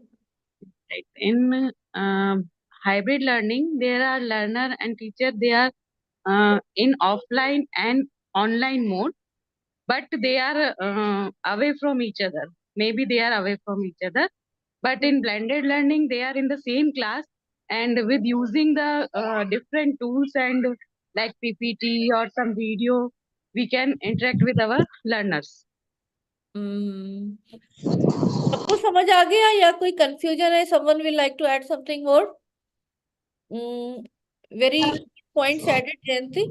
But थोड़ा सा और elaborate हो सकता है? Anyone? Oh. Yes, Nabila. Hello. Hello. I think I will move to Rohini. Yes, Yes, Rohini. ma'am. Yeah. Ma'am, I feel that hybrid is mixing different type of students, mixture of students, Mixture of students. all How? type, ma'am, mixing in different areas. And blended might be, I don't know if I'm right or not. Blended means in face-to-face online classes. Hybrid also is in online classes, but there might be a what can I say, mixing of all type of students. नहीं, students तो एक ही Different type- areas, I believe, different अच्छा, areas. different area मतलब, but as a teacher आप सब physics, chemistry, maths की बात कर रहे हो, उनको इकट्ठा बैठा दें? Acha, okay. No, Sorry, you ma'am. cannot use the term may different I? type of Fine. students. Yes, someone else? Ma'am, I'm Pratima. Yes, Pratima, please. Ma'am, I think I am agree with the Dr. Jayanti's answer. Hybrid means we are using both online and offline mode while teaching. And नहीं, आप करके बताओ. You are standing as a teacher in your classroom. Go and elaborate. ये जो definitions है ना book वाली, वो रट्टी लगाए, हम भी कम लगाए और बच्चों से भी कम लगाए, ठीक है? Of course, ma'am. Of course, हाँ, ma'am. तो मेरे को इस टॉपिक पे आप बताओगे, कहीं से भी सर्च कर लो, सारा गूगल आपके पास है, चैट जीपीटी भी है, सबके पास है, ठीक है? So let us now apply in our own context and tell me कि you are standing in the class, आप क्या क्या यूज कर रहे हो और किस तरह से तो ब्लेंडेड पढ़ाओगे और किस तरह से हाइब्रिड पढ़ाओगे? Can we go Okay, ma'am. Okay. हाँ. Yeah, like I'm a faculty for biotechnology. So suppose if I'm teaching one topic in cell biology, so if I am taking some topics in offline mode and some of the topics in online mode, then it is called as कहाँ a खड़े हो hybrid. आप? अपने college In के my अंदर खड़े हो? classroom. Class Yeah, के in अंदर my खड़े हो? classroom. Yes, in my classroom only. I am taking one class. Suppose one topic I've taken online, and another topic I prefer that the students are there in the class, and I'm using some teaching tools, maybe some model or some other thing, and I'm teaching them offline. This is called hybrid mode of learning. And blended means that I'm using in the classroom, I'm using the ICT tools. It can be I'm using some YouTube video, or I have myself made a video in which I'm teaching, or some other faculty has made a demonstration video in which the lab techniques are being shown in a virtual mode, and then I'm presenting there in the classroom. This is like blended mode of learning in which various ICT tools are being used at the time of teaching. Blended mode में तो you're right, but थोड़ा सा hybrid is getting confusing. Okay. Anyone else will like to share ma'am their thoughts? हाँ जी, आप बताइए Amit ji. Ma'am hybrid is something, अगर मैं class में हूँ पढ़ा रहा हूँ तो क्लास में जो बच्चे बैठे हैं वो भी पढ़ रहे हैं, और सपोज कोई बच्चा ऑनलाइन मेरा क्लास अटेंड कर रहा है तो उन दोनों को मैं सेम ही चीजें पढ़ा रहा हूँ, that is hybrid. Yes, very fine. और ब्लेंडेड में मैं पढ़ा रहा हूँ तो वो ऑनलाइन दे रहा हूँ. हाँ, so अब कोई बात नहीं, हाँ, कैसे भी डिस्कशन स्टार्ट हो, अल्टीमेटली अब हमें समझ आ जाना चाहिए. Okay, so let me just reinforce it because this is very important. अब ब्लेंडेड लर्निंग का LMS का सर्टिफिकेट आप सबके पास आ जाएगा और कभी पूछेगा ब्लेंडेड लर्निंग और हाइब्रिड में क्या डिफरेंस है. So that is very very important thing. So in a very layman's language I will say कि if as a teacher I am standing in the class और मैं अपने रूटीन ब्लैक बोर्ड पे green board पे पढ़ा रही हूँ और बच्चे सारे मेरे सामने हैं उस क्लास के फिजिकल बाउंड्रीज के अंदर, और घंटी बजी बाय बाय हो गया, अब कोई लर्निंग आगे नहीं होती हम जब तक कि नेक्स्ट पीरियड में नहीं मिलेंगे. This is the traditional learning जहां पे अभी ऑनलाइन कुछ नहीं आया है. ओके, एक दूसरा माध्यम है एंटायरली ऑनलाइन जो हम अभी कर रहे हैं. आप ना मेरे से मिले, आपने एनरोल किया प्रोग्राम में, we are discussing, we are learning through this online medium. ये नहीं कह सकते कि इंटरेक्शन भी हो सकती है. Fine, this is how you design your. So this is completely online. Now अब उन दोनों चीजों का थोड़ा थोड़ा पार्ट मिक्स कर दो. Okay, so if you use tools, जैसे मैंने अभी आपको एक गेमिफिकेशन टूल दिया. Now if that gamification tool you use it inside the class, but otherwise you are also using your chalkboard, you are having your discussion mode in face to face mode. लेकिन अभी तक आपके जो बच्चे सामने present हैं वो ही आपके साथ पार्टिसिपेट कर रहे हैं, and then you are also giving them some recorded session which can go outside the class. So this becomes a blended model of learning. Now, with the blended model, your classroom and the teaching learning is not confined to that timetable part. So you teach something in the class, you tell them that this is the video, you come prepared for the next class, and they also can be given some assignments, some quiz, some any other part. Fine. So using technology, but technology use करने के लिए एक तो तरीका है हम mail भेजते रहे, या दूसरा है व्हाट्सएप टाइप में करते हैं. कहाँ कहाँ किस बच्चे ने किया, it will become difficult, and that's where the role of learning management system comes. Whenever you have online component, just the online component, the learning management systems will be making it a better process for the teacher कि yes मैंने ये उस दिन दिया था तो वो भी है, और किसी बच्चे ने बाद में ज्वाइन किया और कुछ. So we'll put it in a structure which we'll talk in detail. Now coming to the hybrid mode. In hybrid mode, as a teacher, I am inside the class, and suppose with my laptop I open Zoom. Okay, so some students are right there in front of me, and some students are absent due to some reason. And I allow them that using this Zoom link, मैं attendance तो नहीं दूंगी तुम्हें, but if you want to learn, then join. So then they can learn from any, and that is what is the hybrid model of learning. So उसमें भी technology use हो रही है, blended में भी हो रही है, but blended somehow is actually a very broad term, but there is slight differentiation between the hybrid and the blended. I hope I am clear to all of you. If there is any question, yeah, I can see some hand raised. Please unmute. And Clear, ma'am. It's clear, Aditya? You are joined with the name of Aditya. Yes. Yeah. Please rename yourself, otherwise आपकी attendance में problem आएगी. Actually, school online classes are going on. So by mistake, I have joined through my son's name. Sorry, ma'am. I'll change it. Okay. So please you can rename. ऊपर देखो mute के साथ में 3 dots हैं. Yes, Can you click, right click करो, and then you can see rename yourself.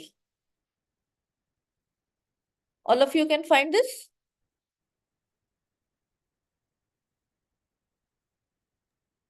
Yes, ma'am.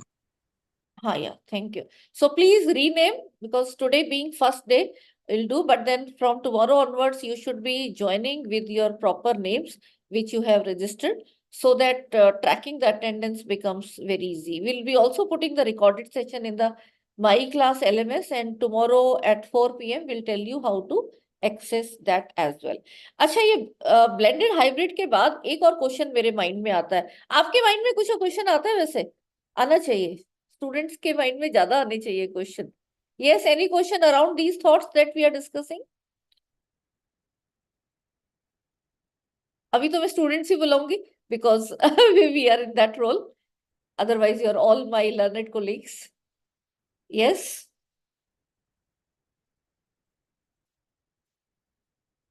Have you heard about synchronous and asynchronous? Yes, ma'am, with respect to place and time. Yeah, Nusrat, can you slightly elaborate that? So it may be, that, sorry, I have not. So it may be, you need to be present physically at the same place and the same time. So, that is required. And sometimes you may be located at different places, but at the same time, you are at one particular place. So synchronous means both with respect to place and time. And asynchronous can be with respect to you are at different places, but at the same time. That can also happen. Can someone else make it more clear? You're right, Dr. Nusrat. But let's try to make it more clear. Yes, anyone else?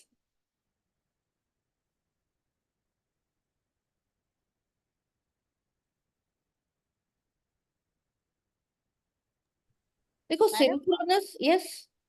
Madam, I think both these terms are associated with the blending learning and the second part, that is in blended learning, madam, we are following the synchronous pattern where all the children are somewhere else. Like we don't know where the students are located, but they are still attending the lecture. That will not be some part of, not all. And synchronous means at the real time, जिस time पे हम हैं, that time we are taking the class. Okay, so Like you are close, Amit. Yes. Can you elaborate furthermore? Madam, Soni Sahu, let Dr. Amit complete. Yes. Yeah.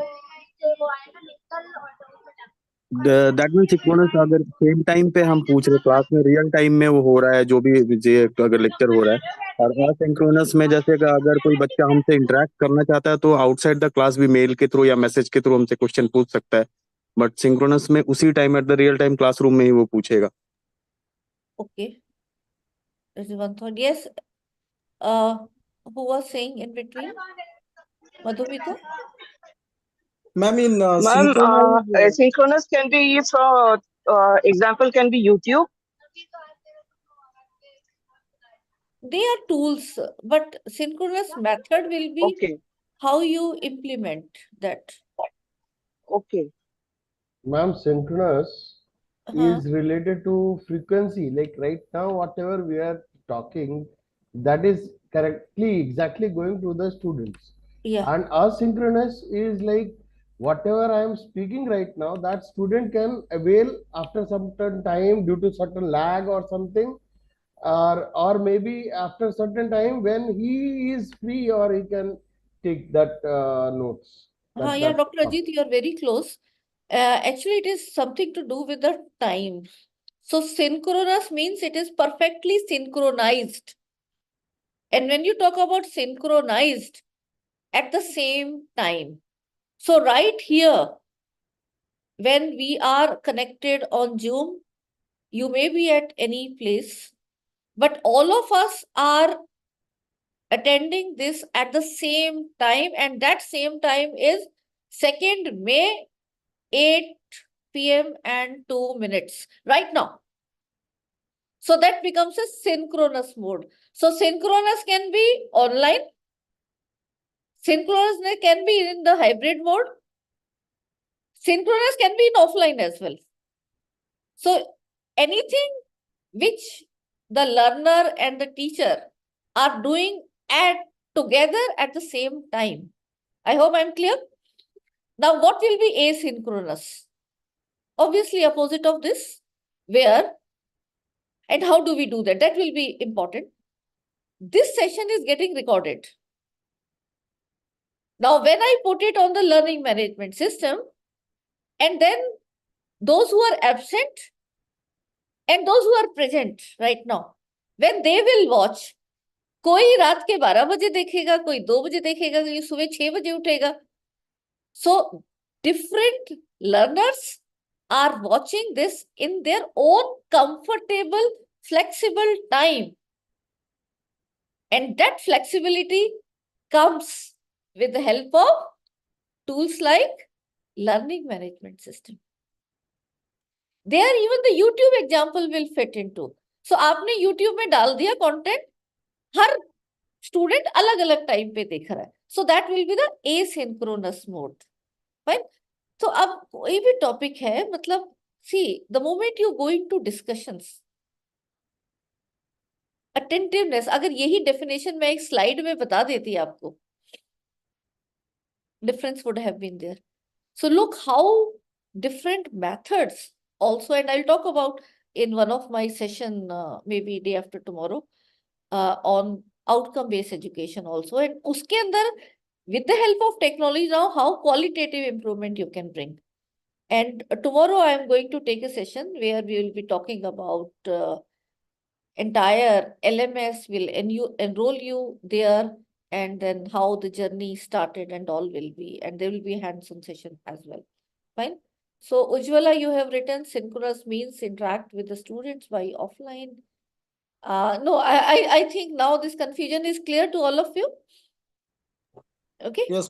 So that's how. So you see that now with the help of technology, even inside your class, tell your students to use your mobile devices. Get the definition. ना तो आपको रट्टे लगानी है definition, ना students को लगानी है. But more important is how together you take the journey of co-learning to get the answer, so that the understanding becomes better. तो वहां पे अगर कोई आपको वीडियो भी दिखानी पड़े, कोई आपको एनिमेशन दिखानी पड़े, so you can search and then put, or in between you can have anything. So yes, Dr. Shraddha is writing blended can be a mixture of, yes, blended means offline plus online. So when you are mixing online, तो online में synchronous भी आ जाएगा जैसे अभी है Zoom में, और offline भी आ जाएगा.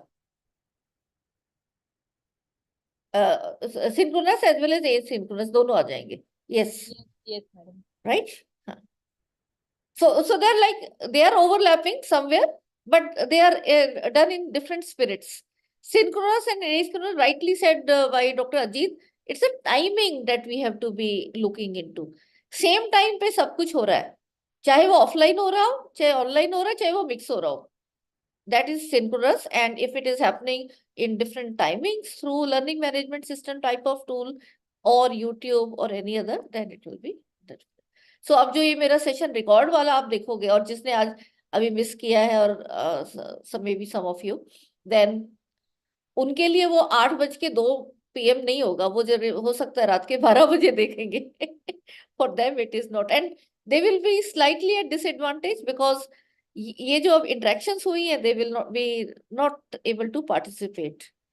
So we have to see, when we talk about blended learning models, it is not just that we use the technology just for the sake of technology being used, but how I can reduce my time and ensure more discussion.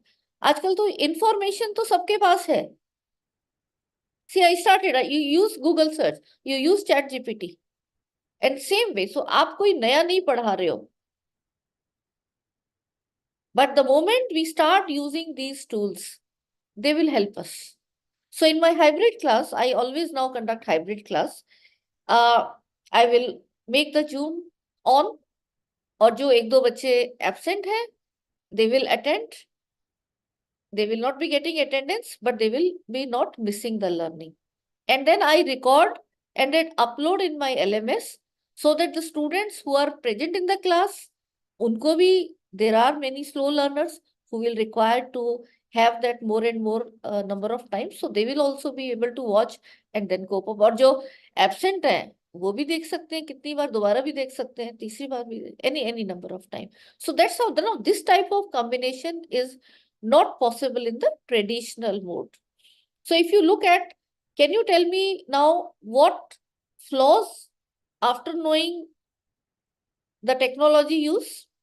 क्या क्या हमने overcome कर सकते हैं blended learning के through? I hope I am fine with the bilingual language. Hope there is no participant who is entirely only English. Please message. Otherwise, I'll be strictly going into English mode because I want to take each one of you along. It's fine? Okay, okay. So now tell me that when we have this only traditional mode, what are the flaws which can be enhanced by using blended learning? Yes, can we go into that discussion and then we will close. Flexibility, madam. Very good. One point is flexibility. Madam, and one more thing is actually I am from distance education unit, so I have seen people who have discontinued education are again continuing their education with this blended kind of learning and hybrid mode. Yes, very fine, because many students who have economical reasons, they will have to join some job and then also they want to pursue higher education. Then it is difficult for them to, after the office hour, come to the universities or colleges and pursue. Although the concept of evening classes, evening colleges were also there, that was a beginning stage. But now with the help of technology and the open and distance education system, and you being from open and distance education, you can also compare when you had no technology used and your self-learning material used to be printed. And I have known the scenarios where the printed material was to reach to the students 3 months semester, it reached just 1 week before the examination. अब एक हफ्ता पहले आप कितना उसको दे दोगे material, कितना भी अच्छा दे दोगे, वो बेचारा क्या पढ़ेगा? So that is why if you look at the number of pass out rate is also very less in the distance education, and distance education can be a boon. Look at good quality videos if they are given to the students. They will be able to watch those videos and then understand the concept and take it further. So not only for our conventional universities, but also for the open and distance learning, it is really a boon. Okay. Flexibility is very, very important point that it is providing us. Okay, what else? Good evening, ma'am. अब repeat नहीं करना है, सबसे अलग-अलग points आएंगे. Madam, students Ma'am, can good work evening. together. One by one, I think Dr. Shireen started. Dr. Shraddha, I will come to you. Yeah, madam, no problem. Dr. Ma'am, Shireen. good evening. Yes, ma'am. Yes. Ma'am, what I feel impact of teaching learning is the very important factor when we compare the traditional and when we compare the blending teaching and learning. Impact on the learner is very high and very effective, impressive, highly remembering, because they see two different methods. Now, as right now your slide is there, ma'am. So we were able to write, we were able to listen, we were able to see the combination, we were able to see the color combination, the movement. So things remain in memory for a long time, I feel, and that is very important. Whatever we teach should have an impact on the student regarding their memory, grasping. So I feel this is also one of the major factor in blended learning. Yeah, very rightly said. There is definitely a qualitative improvement the moment you integrate these in a very positive way. Very good point. Yeah, Dr. Shraddha, now you come. Madam, here students can work together. They can actually participate in discussions also. Likewise, how we participated today in quiz. So by that method, we can also get an idea whether the student is understanding the concept, or rather, if they have any doubts, then we can work out the doubts also. And madam, secondly, we can get feedback from the student about which concept they have not understood, or do they need any other source also. We can provide the online links to the students regarding particular concepts. And definitely, madam, we can keep the students engaged also. So the engagement and feedback point you mentioned is very important, because what if you look at the traditional classroom, you are teaching, and even if you take some test, कई बार लगता है कि वो और हमारे काम आ गए, 2 हफ्ते तक टेस्ट चेक नहीं होता है. So the feedback is delayed, and delayed feedback is of no use. It's of no feedback at all. So feedback of all the formative assessment should be as quick as possible, and that will be possible when you use the technology. Yes. So that is something very enhanced outcome, I can say, of blended learning as compared to the traditional mode of learning, which we should be getting. And you see, right now I showed you, पूरी class में इतने बच्चों को ये concept समझ आया है, 2-3 है जिसको नहीं आया है. Okay, so you can then reinforce that part. See how much it takes. Otherwise आप पूरी क्लास में बताते जा रहे हो, कहाँ पे फिर पहले एक आया था कि वो सर्कल लगा के हमारे ऑब्जेक्टिव क्वेश्चंस होते थे, उसको भी चेक करने में टाइम लगता था. But now you see it is so much easier, and we can really integrate all these things into our scheme of things. Thank you. Yes, anyone else would like to add anything? I think it is very helpful for both slow learners and fast learners. Slow learners can take the advantages of recorded videos, recorded sessions. They can have a revision, and number of times they can see the same video, and if they have missed it something for the first time, they can view it for the second or third time. They can prepare their handouts or notes while viewing the video, and they can write answers in their in easier language. So I think it is a better approach rather than traditional chalk and duster learning. This blended mode of learning is very good for slow learners. Very right point, and I can see Kanya also writing in the chat that convenience to the students. So let us slightly expand that. I think take it to Kanya's turn, that you are saying about slow and fast learner, more number of times they can watch, and also the convenience. आप बताइए दिन के time when we have your class at 9 AM, 8:30 AM, 12 AM, शाम के 4 बजे हमारा पूरे दिन कॉलेज चलता है. Now, do you expect that all the students will be attentive at that very time जो हमने फिक्स किया है? It is our convenience, because हमारे क्लासरूम खाली नहीं है. So कुछ क्लासेस दोपहर के बाद लगेंगी, खाने के बाद उन्हें नींद आ रही होगी. Isn't it? If the learner is not prepared, जाएगा ही नहीं माइंड में. So the convenience of student, when they are ready, they should be ready to learn, and that gets with this type of model plus blended. Fine. So that also, and the face-to-face as well as the online scenario. Yes, Dr. VP Rathi. Ma'am, good evening, ma'am. Good evening, please. So happy to attend this class once again, ma'am. Thank you, thank you. Please introduce yourself when you are talking. I'm Dr. VP Rathi, Assistant Professor of English, Manar Thirumalai College from Madurai, Tamil Nadu, ma'am.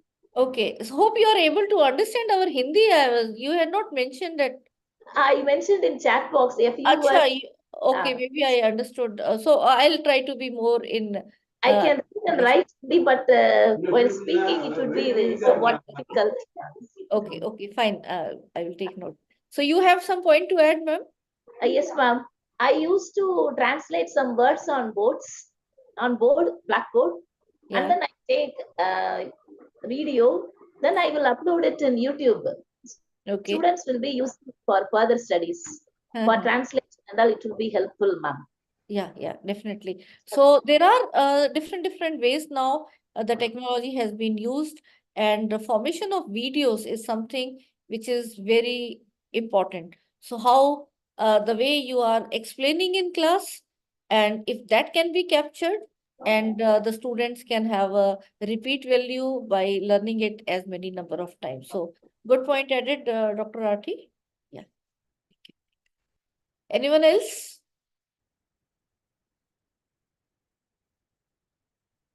I can see Vikato also not comfortable with Hindi, so I'll stick to more of English. Yeah.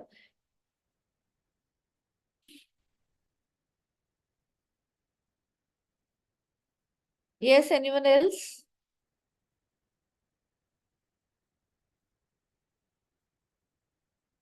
Yeah, Dr. Geeta, you like to say anything?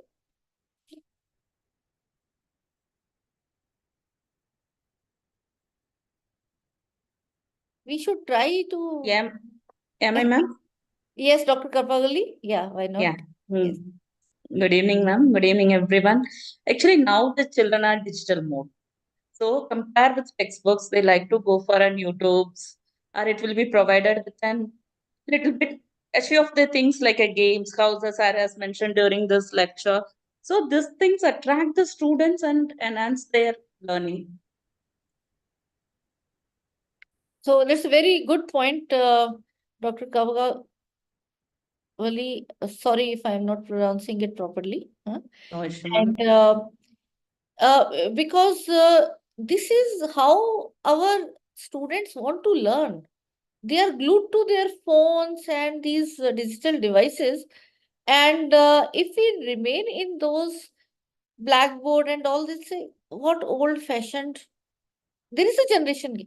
And the generation gap is so wide now that with the digital tools, we have to cope up and try to take the help of the students. If you think that slightly you're not as per to the technology expectation, then keep on learning, but immediately take the students into your, so they can help you and design these things, and that's how you take it further.